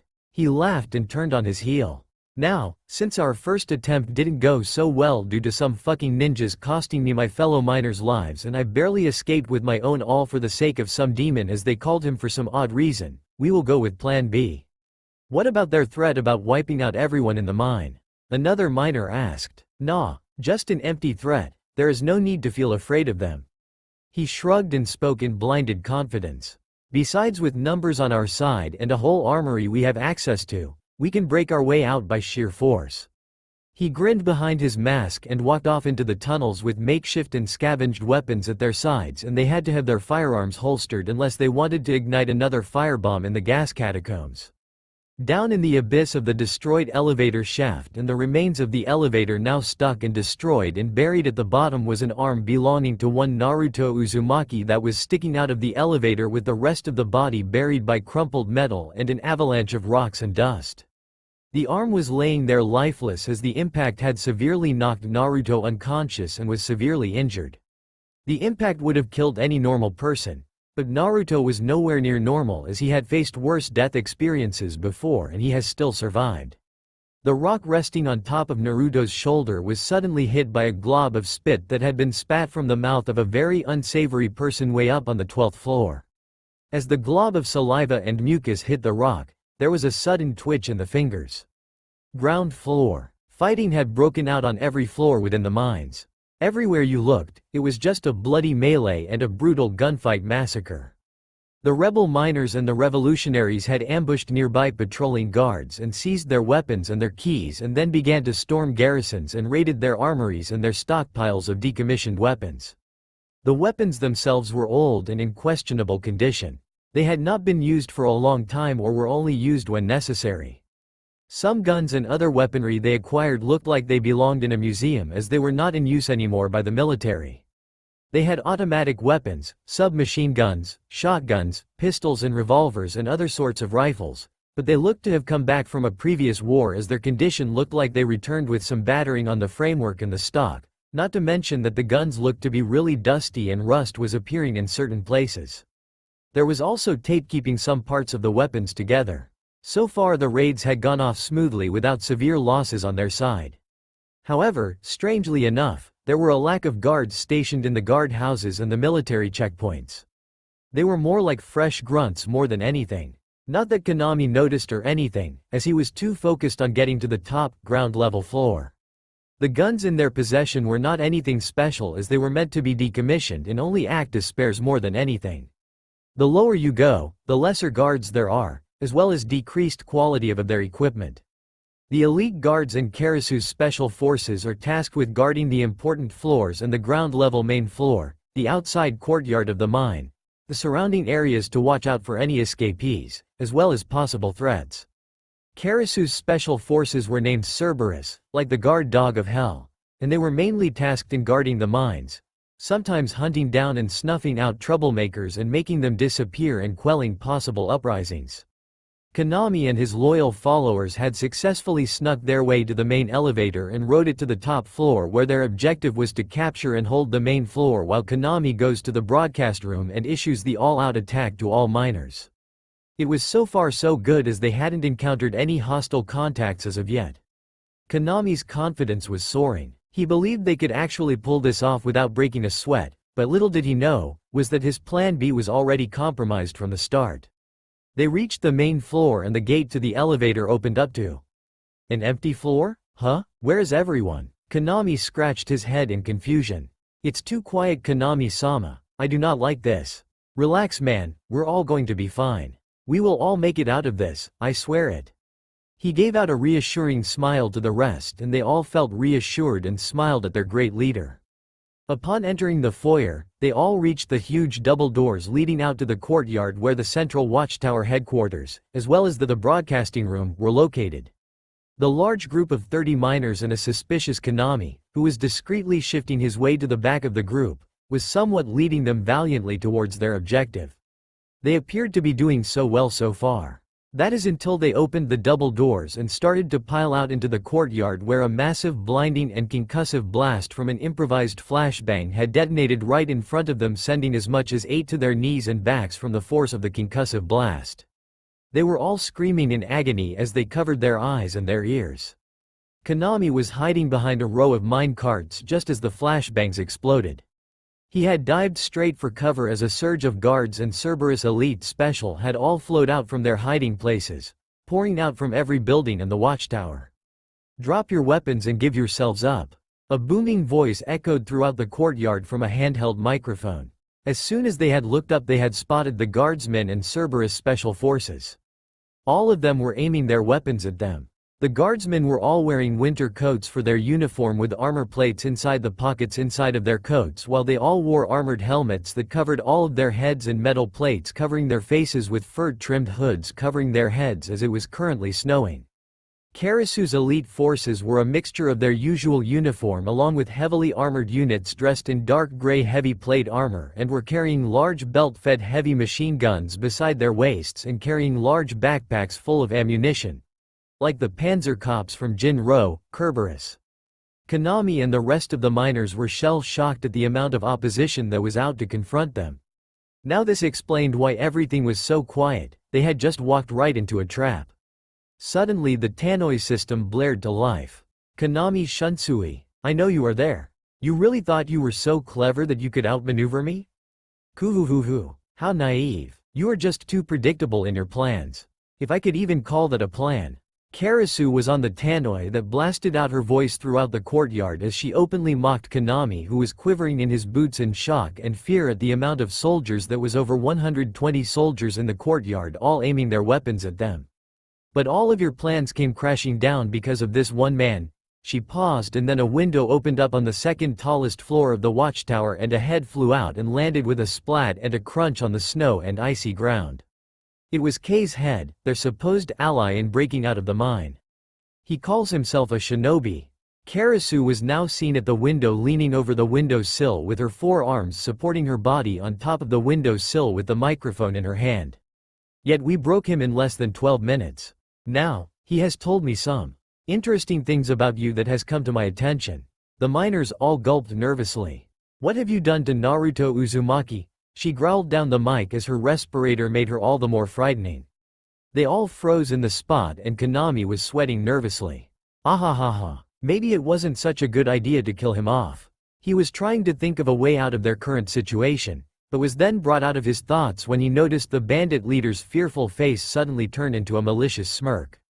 Oh no. No, what are you doing, you idiot? He mentally panicked as he knew what he was going to do. He ha ha ha ha. Wouldn't you like to know? He grinned up at Kerasu, who in return had scowled at the scumbag, who all of a sudden was feeling rather confident and proud. He's plummeted straight to hell where he belongs. And you will soon join him, you demon bitch, he roared out in challenge. As long as we have our leader here, you stand no chance. He will save us all.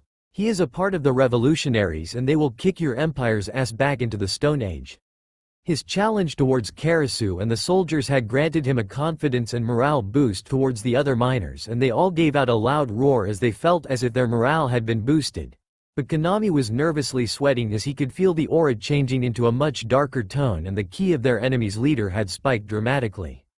Then just after the words had been spoken and the morale has been raised to satisfactory levels, it all came crashing down. Suddenly, crack boom. The bandit leader exploded in a shower of smoking charred gore and blood as something akin to a lightning bolt and a crack of thunder had struck him the middle of his chest. He exploded in a shower of blood and chunks of his charred torso and limbs flew everywhere. Kerasu could now be seen with one leg on the windowsill and her whip Tigu was drawn out and sparking with electricity that surged around the metallic whip. What happened in that brief instant was that her whip had transformed into a close resemblance of a lightning bolt, striking the ground that the unfortunate victim was standing on. This happens whenever she toggles the intensifier onto X30, which by itself on default mode is quite explosive on the skin once the whip makes contact with it. There are also several other features on the whip that can be toggled like Raiden mode that have their own specialities and perks.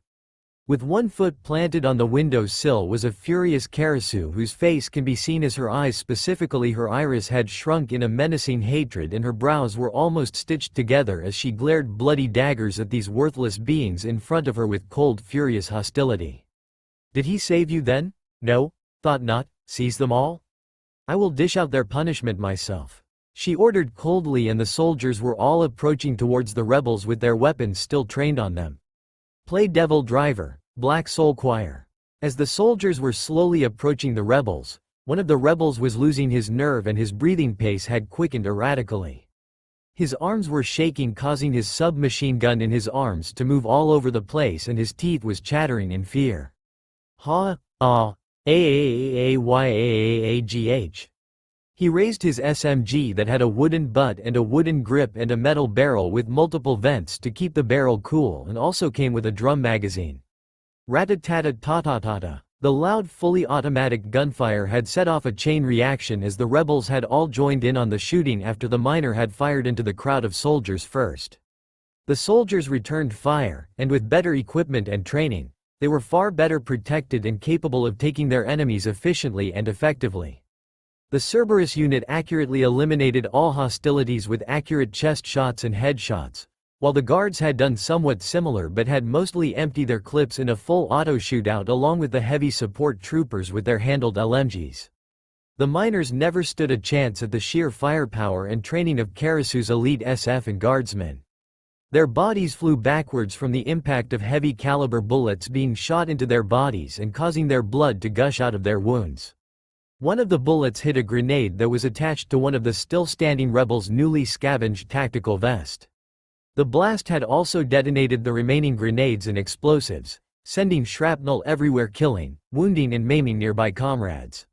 One of the rebels that was still inside the main foyer had brought out a rocket launcher that looked more like a tube with a button on the top and with an arrow at the tip with fins on them. His aim was pointed directly at Kerasu, who was still looking down at them. However, he was suddenly shot down by multiple rifle rounds by snipers and accurate machine gun fire that had set their sights that were now focused on him. He dropped the rocket launcher, which it had landed roughly on the ground, and hit a minecart, causing it to misfire and shoot out the rocket. However, it never even came close to hitting its intending target. Instead, it hit the roof of the entrance to the mine, causing it to collapse on more miners. Konami had seen what the outcome of this fight was going to be even before that ex-bandit was killed and stupidly ran his mouth. His blind followers, who were running all over the place and being gunned down to their deaths and were in total disarray. The fully automatic machine gun spray from the SMGs, the assault rifles and the LMGs were tearing his men apart. He could practically feel the stare from the governess looking down from her tower, witnessing their deaths with a persona of indifference, like they never mattered and like she does not consider them a threat. In fact, it felt like she was a little bit disappointed. Konami's mind had shut down from the amount of shock he was in. He could not rally his men to effectively counterattack if the entire group of slaves were going to keep on running around like headless chickens and then eventually get themselves shot to pieces. Konami was stuck as his objective was right there, but he could not reach the broadcasting room as the way was blocked. He needed to give out the message through the tannoy system for the miners to start their revolt.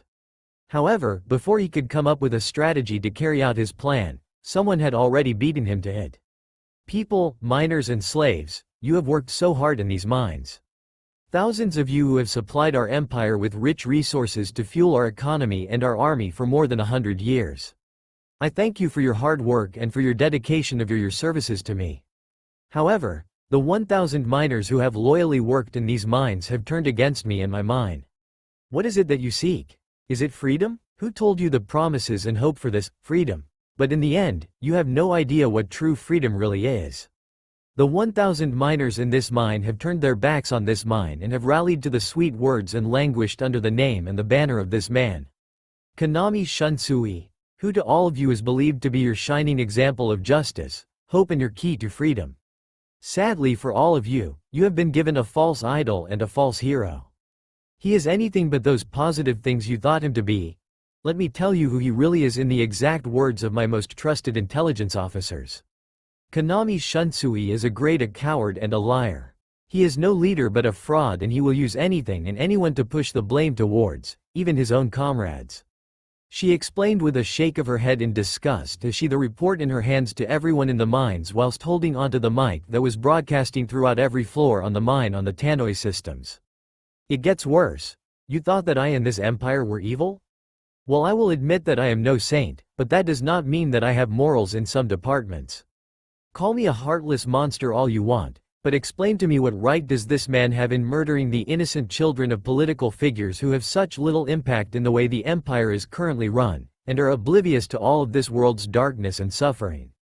What have they done to deserve such cruelty? What's worse about him is that the man has carnal desires for young girls. Especially the innocent little ones who don't understand what is going on. And the Revolutionary Army dare call us the criminals and the monsters. They are all hypocrites. They are all guilty of hiring monsters to do their dirty work. He spoke of the innocents to you, yes? But in war there are no innocent sides. He was telling you all these sweet words to butter you up and be ripe for the picking to involve you in a war that has ravaged our home and many innocents' lives. This mine is not a slaving camp for the innocents, but for the empire's criminals, need I remind you, scumbags. I have no use for the weak and the innocent who can easily break under these conditions, whereas you lot are expendable. Who would care if all of the bad people were to simply be exterminated? Not one person will miss the likes of you, and that is what is going to happen today. It is time for some new fucking management.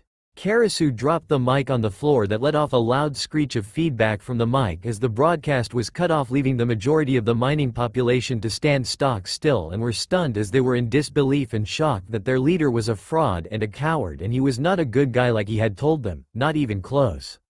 Konami was gnashing his teeth together in rage. He had been massively played like a fool.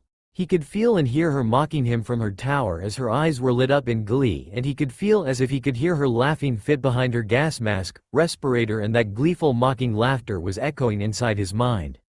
He, ha ha ha ha. He could hear it over and over again. Shut up, don't you dare mock me, you whore. He screamed up to the tower, his voice loud enough to be heard over the sound of gunfire. Kerasu ignored his childish tantrum as she continued to observe the one-sided slaughter. I'll show you. I'll rally all of the miners in these mines. We outman your army. You've no chance against our iron will, he roared in defiance and outrage.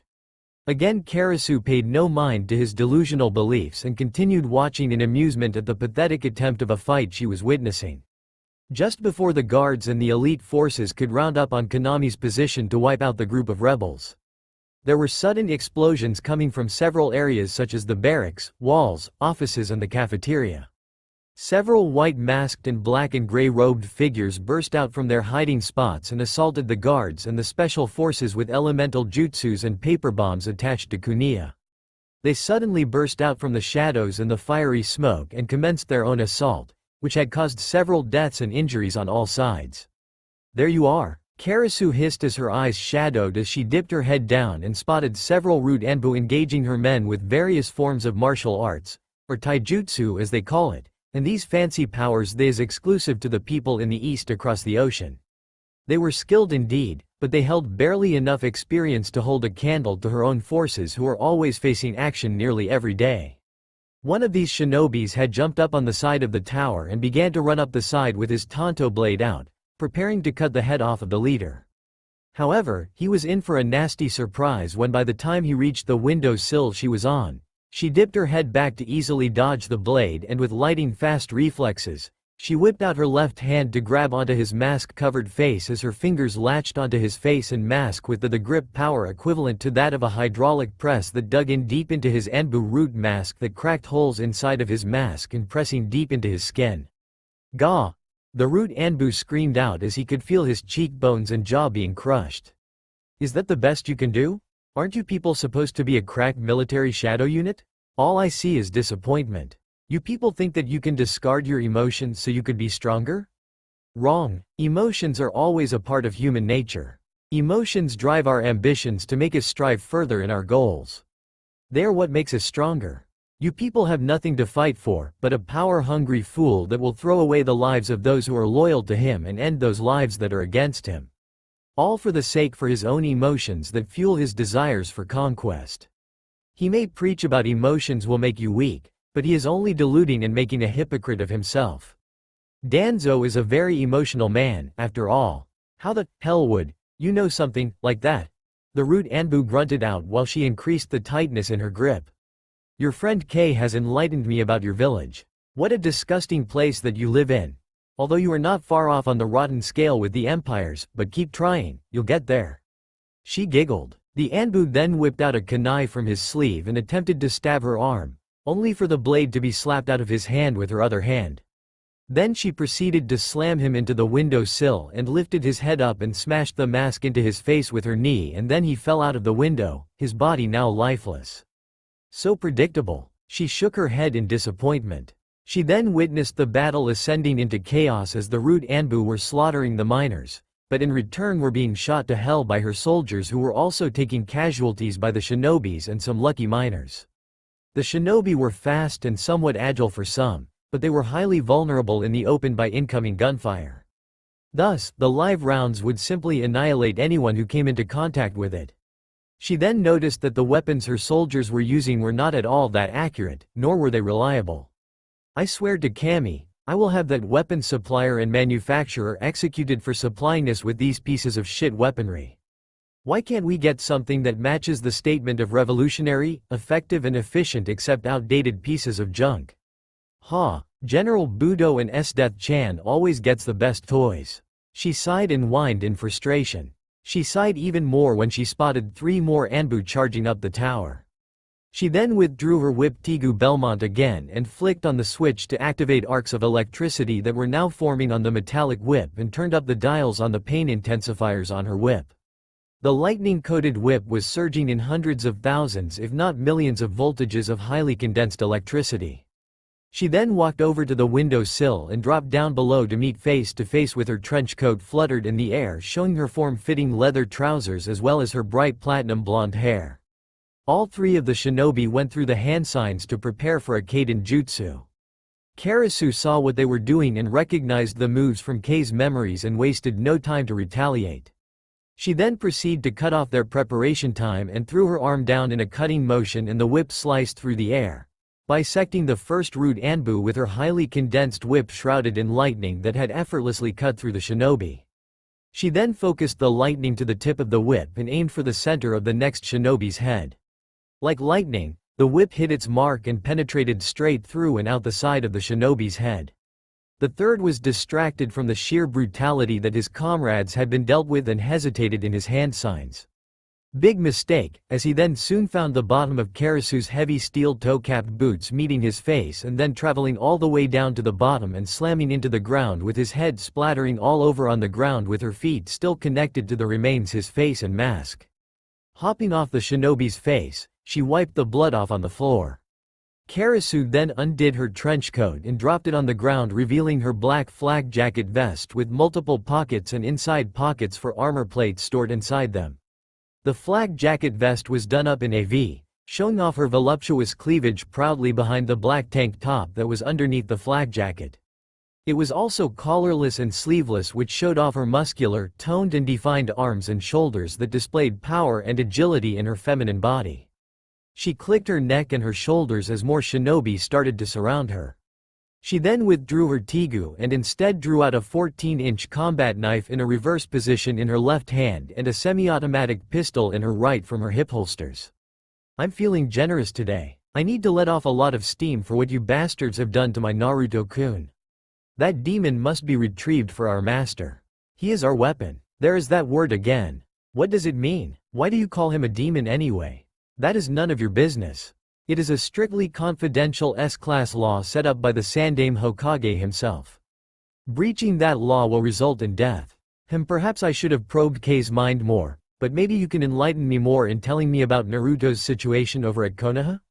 That will never happen. We shall see. She narrowed her eyes maliciously as she grinned behind her respirator. Several root began their charge as they drew out their tanto blades and kunais and went on the offensive, only to meet a cold steel blade with a serrated spine on the top of the knife. She blocked one the ANBU's tanto strikes and retaliated by shooting that particular Anbu in the face, which offered no protection despite it being made of porcelain, and the round penetrated straight out of the back of his head.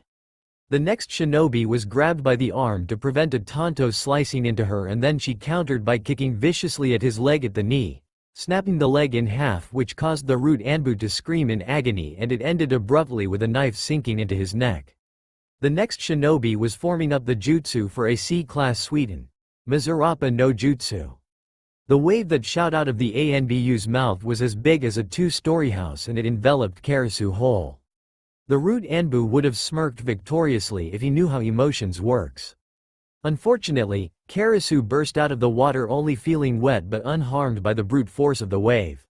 She plunged her knife straight into the top of the shinobi's head halfway up the blade. She grabbed another Anbu by the wrist and twisted his arm, breaking it and putting him in a chokehold, and fired off 3 bullets into his back that shot through his stomach and dropped her most recent victim, and the root were now weary of her and kept their distance as they have never faced a weapon such as the gun before. Kerasu smirked behind her respirator that only covered the lower half of her face. "You look like as if you have never seen one of these before, have you? How tragically primitive your people in the Far East are. You rely too much on your fancy jutsus and chakra, whereas you neglected in further developing your tools for warfare. We are at the point where we have succeeded you in military power decades, even centuries ago. You shinobi are impressive, but so what? You don't necessarily need chakra to make your body stronger. There are plenty of other ways to make yourself stronger." She taunted mockingly at them, to which it made them twitch even though they did not know why. One Anbu dashed in from behind and threw a volley of kunai, only for her to dodge by jumping in the air and maneuvering herself into a somersault, and then lined up the shot with her pistol and shot the perpetrator right between the eyes.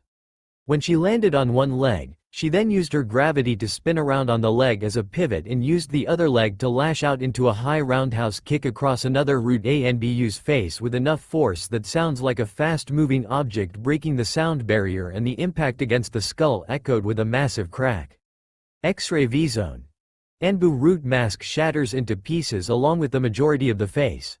Using the movement of her kick, she once again jumped up in the air to perform a flying scissor kick across another root's jaw, completely dislocating it.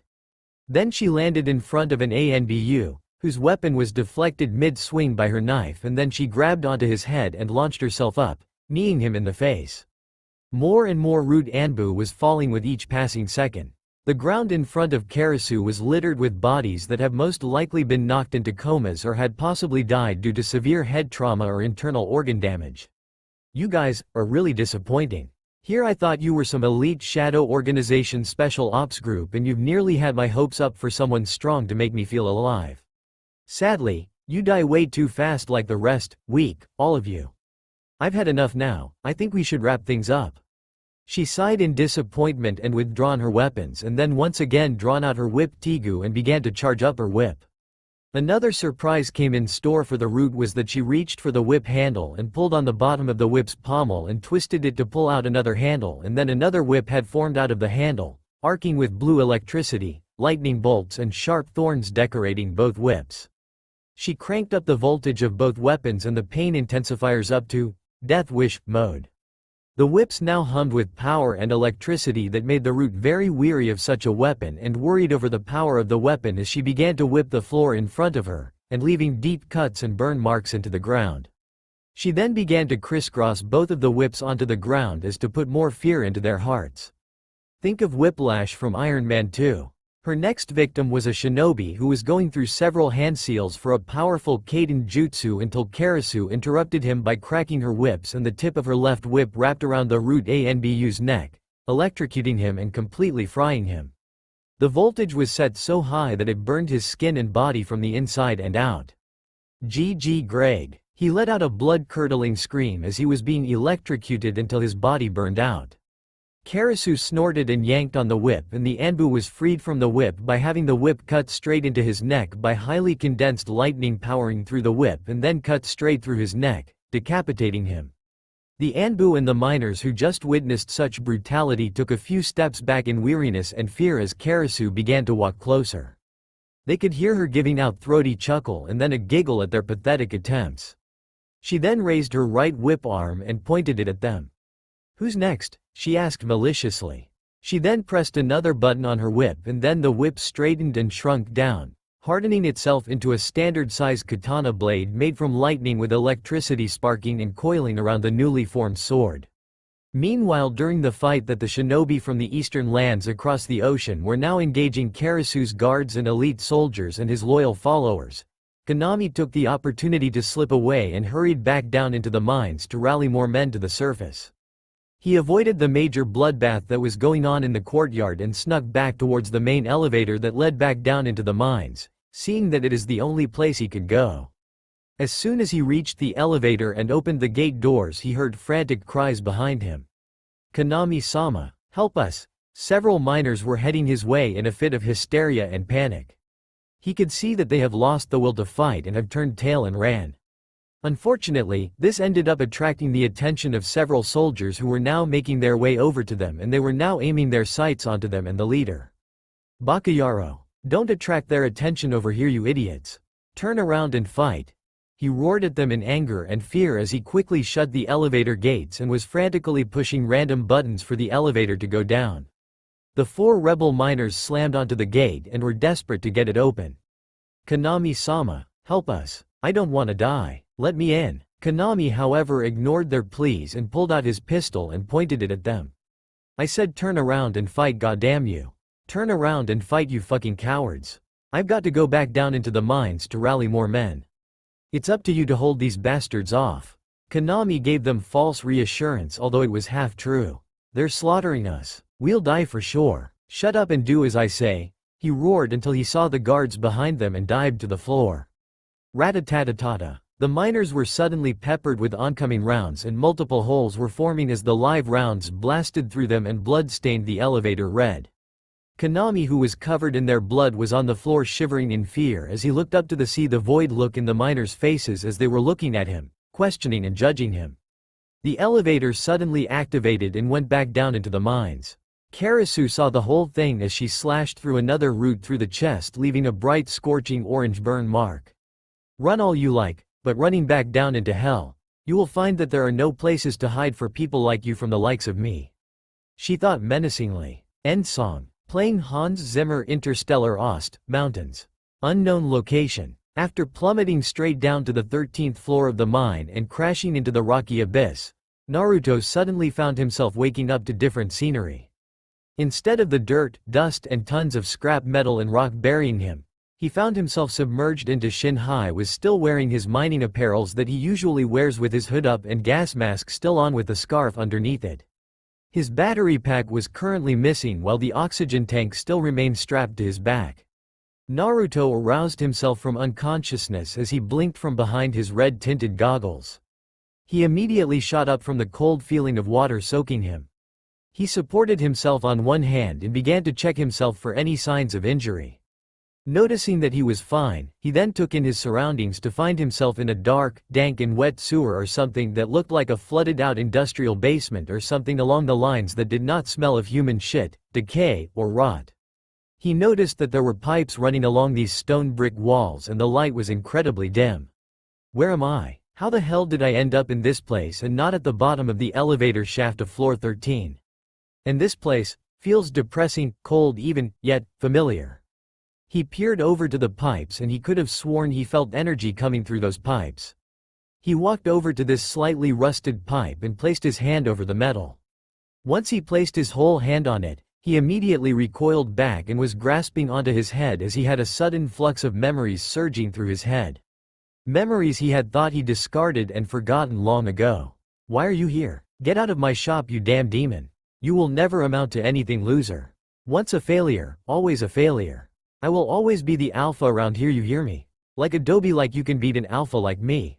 Naruto Baka, how dare you insult Sasuke-kun? Naruto-kun, gee, good luck. You dare taint our heirs, you dirty fucking filthy peasant. Why can't you be more like Sasuke? He is a genius and you're just wasting your time messing about. And now look at you, you've failed the graduation exam again. Shut up, you beat an Uchiha? Ha, yeah right, Baka. He is the clan heir and you are nothing but an orphan and the dead last. What are y'all gonna do? I said shut up. Today we shall rid ourselves of this vile reincarnation of the fox. We shall finish the job of our beloved Yondaime. I'm sorry Naruto, but I do not know who your parents are. Your parents must have hated to have a child like you. Heck, who wouldn't? I bet your father was just a deadbeat loser who was pissed drunk and fucked a whore over in the red light district and then later she left you because of what you are. I am better than you, Dobie, at least I know that my parents loved me. I said shut the fuck up.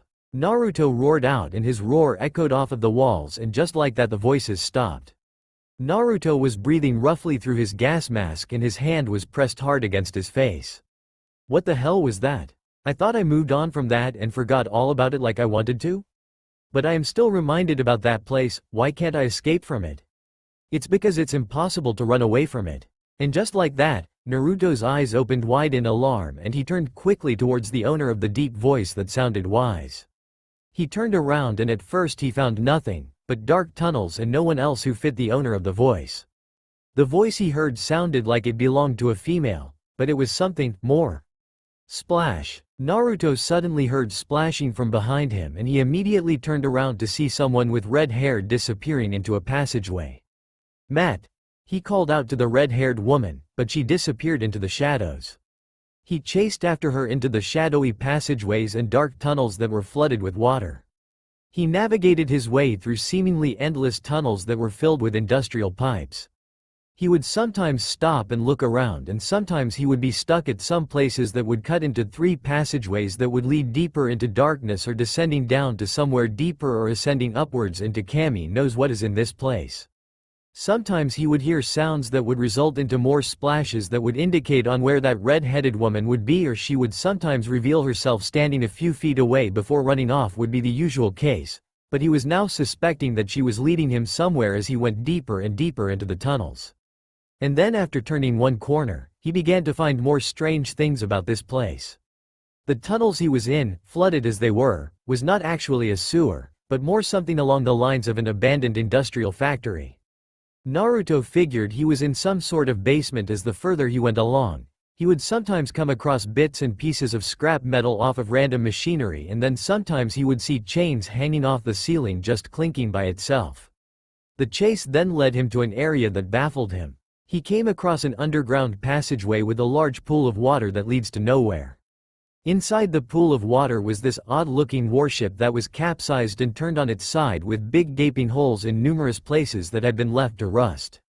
He had never seen anything like it and he thought that it must have been a powerful ship back in its prime. Naruto? Naruto turned towards the voice and saw the beautiful, red-headed woman who was 7 feet away from him and standing next to a stairway. Over here, the voice said enticingly before she disappeared behind the stairway's corner. What the hell does she want? Naruto frowned slightly. She's been leading me through this place for about 10 minutes. He shook his head and resumed the chase and ascended the stairway and went further up.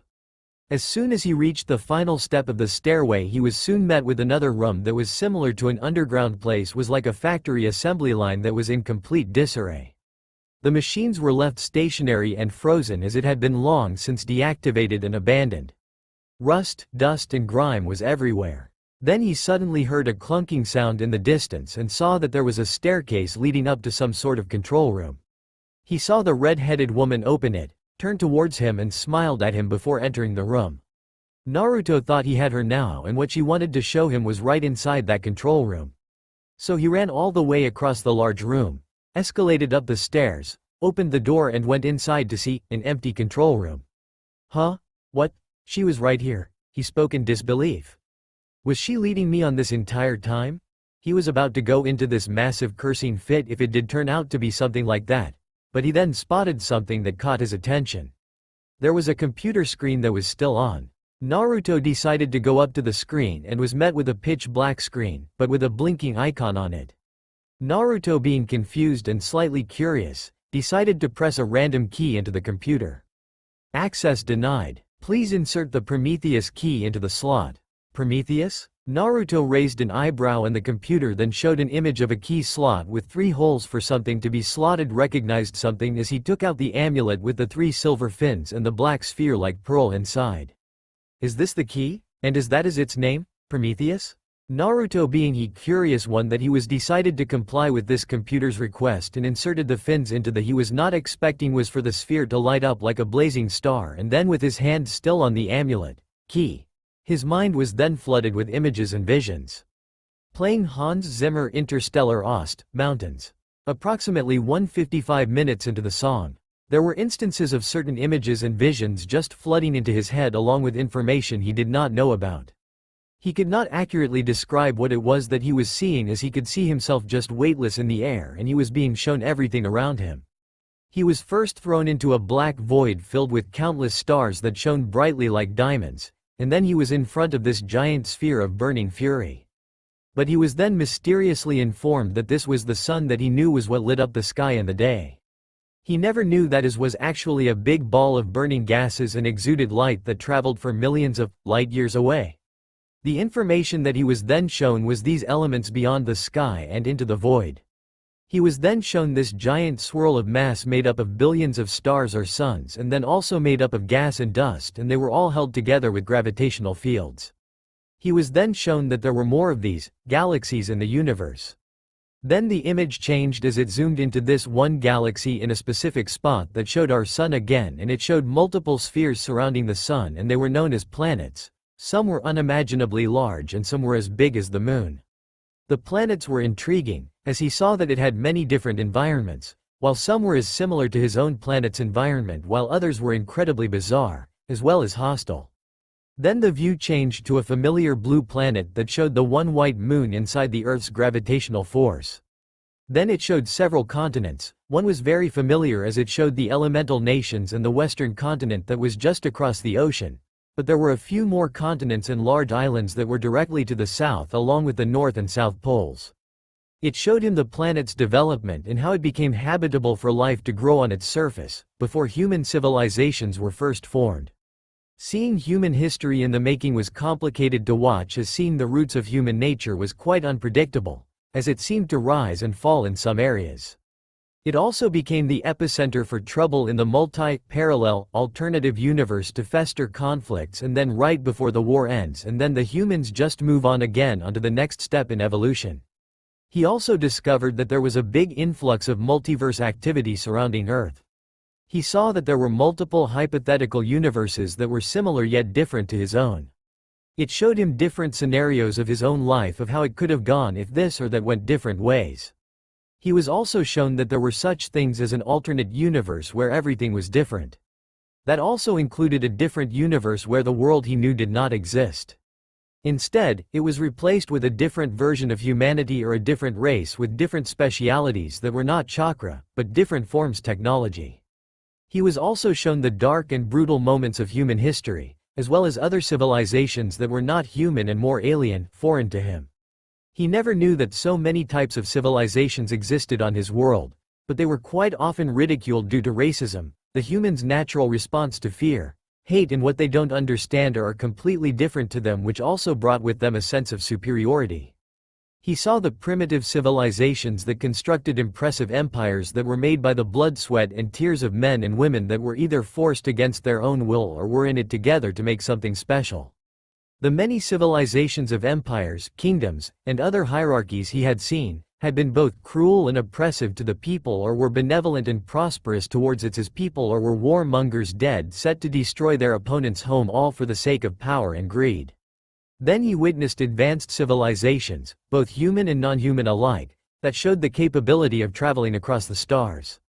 He saw them constructing weapons that were so powerful and advanced that it would make the most die-hard war hawks salivate at the worth and power of weapons such as nuclear power, electromagnetic repulsion weaponry, lasers, armored tank warfare, air power, long-range missile systems and electronic warfare such as drones, computers and advanced artificial intelligence, robots and machines.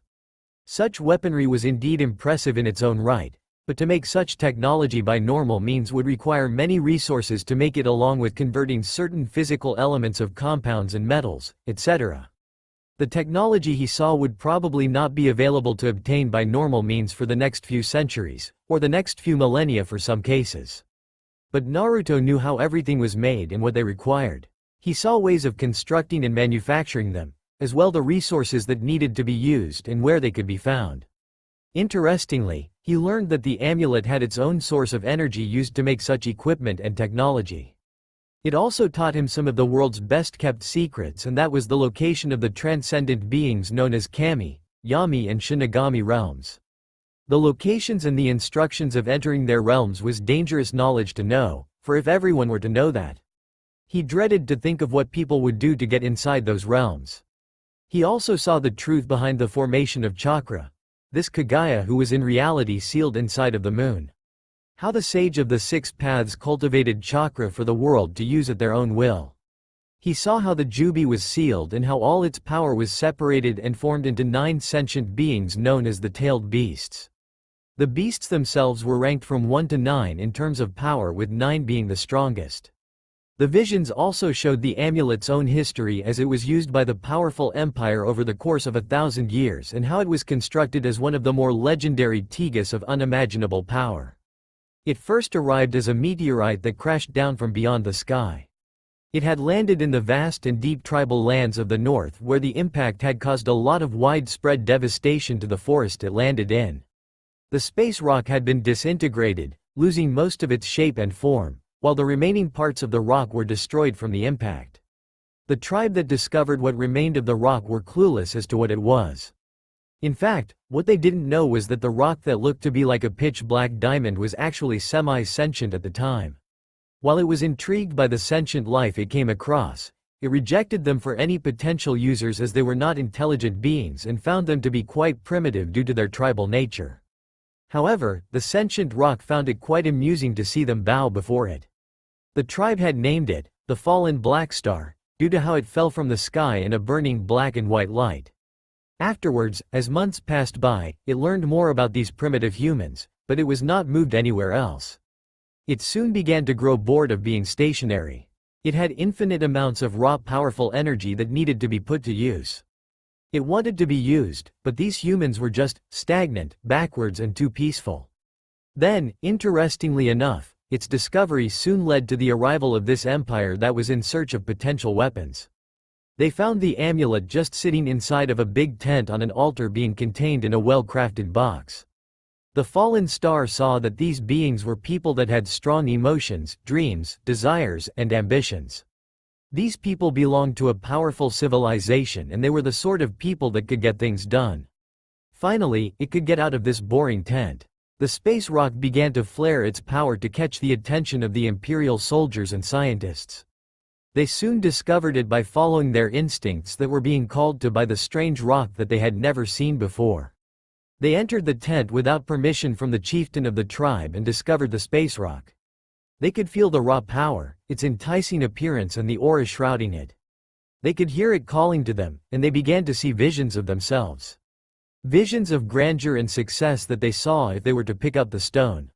Soon after realizing the potential of such a powerful gem hidden inside the space rock, The imperial leader, driven by his desires, attacked the tribe in order to gain control over the gem. The black gem had then received a body of fins surrounding the now pearl-shaped body and a small silver chain to hang around one's neck and then given a name, Prometheus. The first user for the empire was a bull-headed general, who died because he could not handle the power and the negative emotions swirling inside his head, which led to his death as he became overly arrogant and deluded. He was soon executed by the emperor for treachery. It had not found a successful user until the coup, when the leader of the coup rose up against the empire and then eventually got himself killed when a whole team of powerful Tegu users assassinated him. The leader of the empire at that time realized the danger that the particular Tegu possessed. He ordered for the Tegu to be destroyed only to realize that it was indestructible. Rather, it was more like the Tegu would not allow itself to be destroyed. So the emperor decided that if he could not destroy it, he would do the next best thing. He would bury it under tons and tons of mountain rubble so that no one could find it ever again, until now. End song. Naruto was then eventually released from the amulet, key, and collapsed as his brain was overloaded with information on just about anything that Prometheus decided to share with him. He collapsed on the console, gasping for air and clutching the sides of his head, which were pulsing from the amount of information forced inside his head. Eventually the pain became too much and his mind within his own mind forced him into a state of unconsciousness again. "What was that?" he said before he collapsed and passed out in his own mind. The computer console screen flickered and static began to form into an image of a woman with shadows covering parts of her face. The woman had messy, but spiky short, neck-length, shadow-like hair that seemed to have a mind of its own and was flickering like flames made from black fire.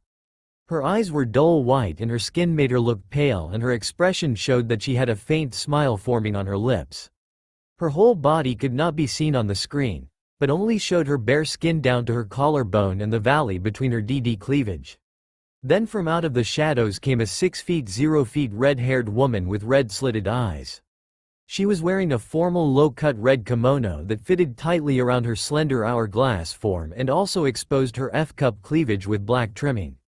She wore no footwear or legwear and walked around barefoot with her smooth long legs on display. This was the type of woman who would have many desperate males panting after her like lost puppies. "I told you he would come. He's just like his father when it comes to red-haired females." "Really? Are you sure it didn't have anything to do with your voluptuous body? The one I gave you the power to form? Era? Is that jealousy I hear?" "No, although he is quite the looker, I will admit, but what is so special in this boy?" "Well, he is my container for one." "And? What do you mean and?" "I am the Kyuubi no Kitsune, the strongest tailed beast and being in the entire world. And I am an extraterrestrial sentient being sealed inside of a stone for over a millennia and was sent flying through space for even longer than you have been roaming around on this planet. I also have far more knowledge about the universe and this world in general than a sentient mass of chakra that is limited only to one planet and a host. Furthermore, you were beaten by an overzealous, idealistic and naive Hokage. Some Biju you are. Do you want to be destroyed?" the red-haired fox woman growled. "You can try, but it would be pointless.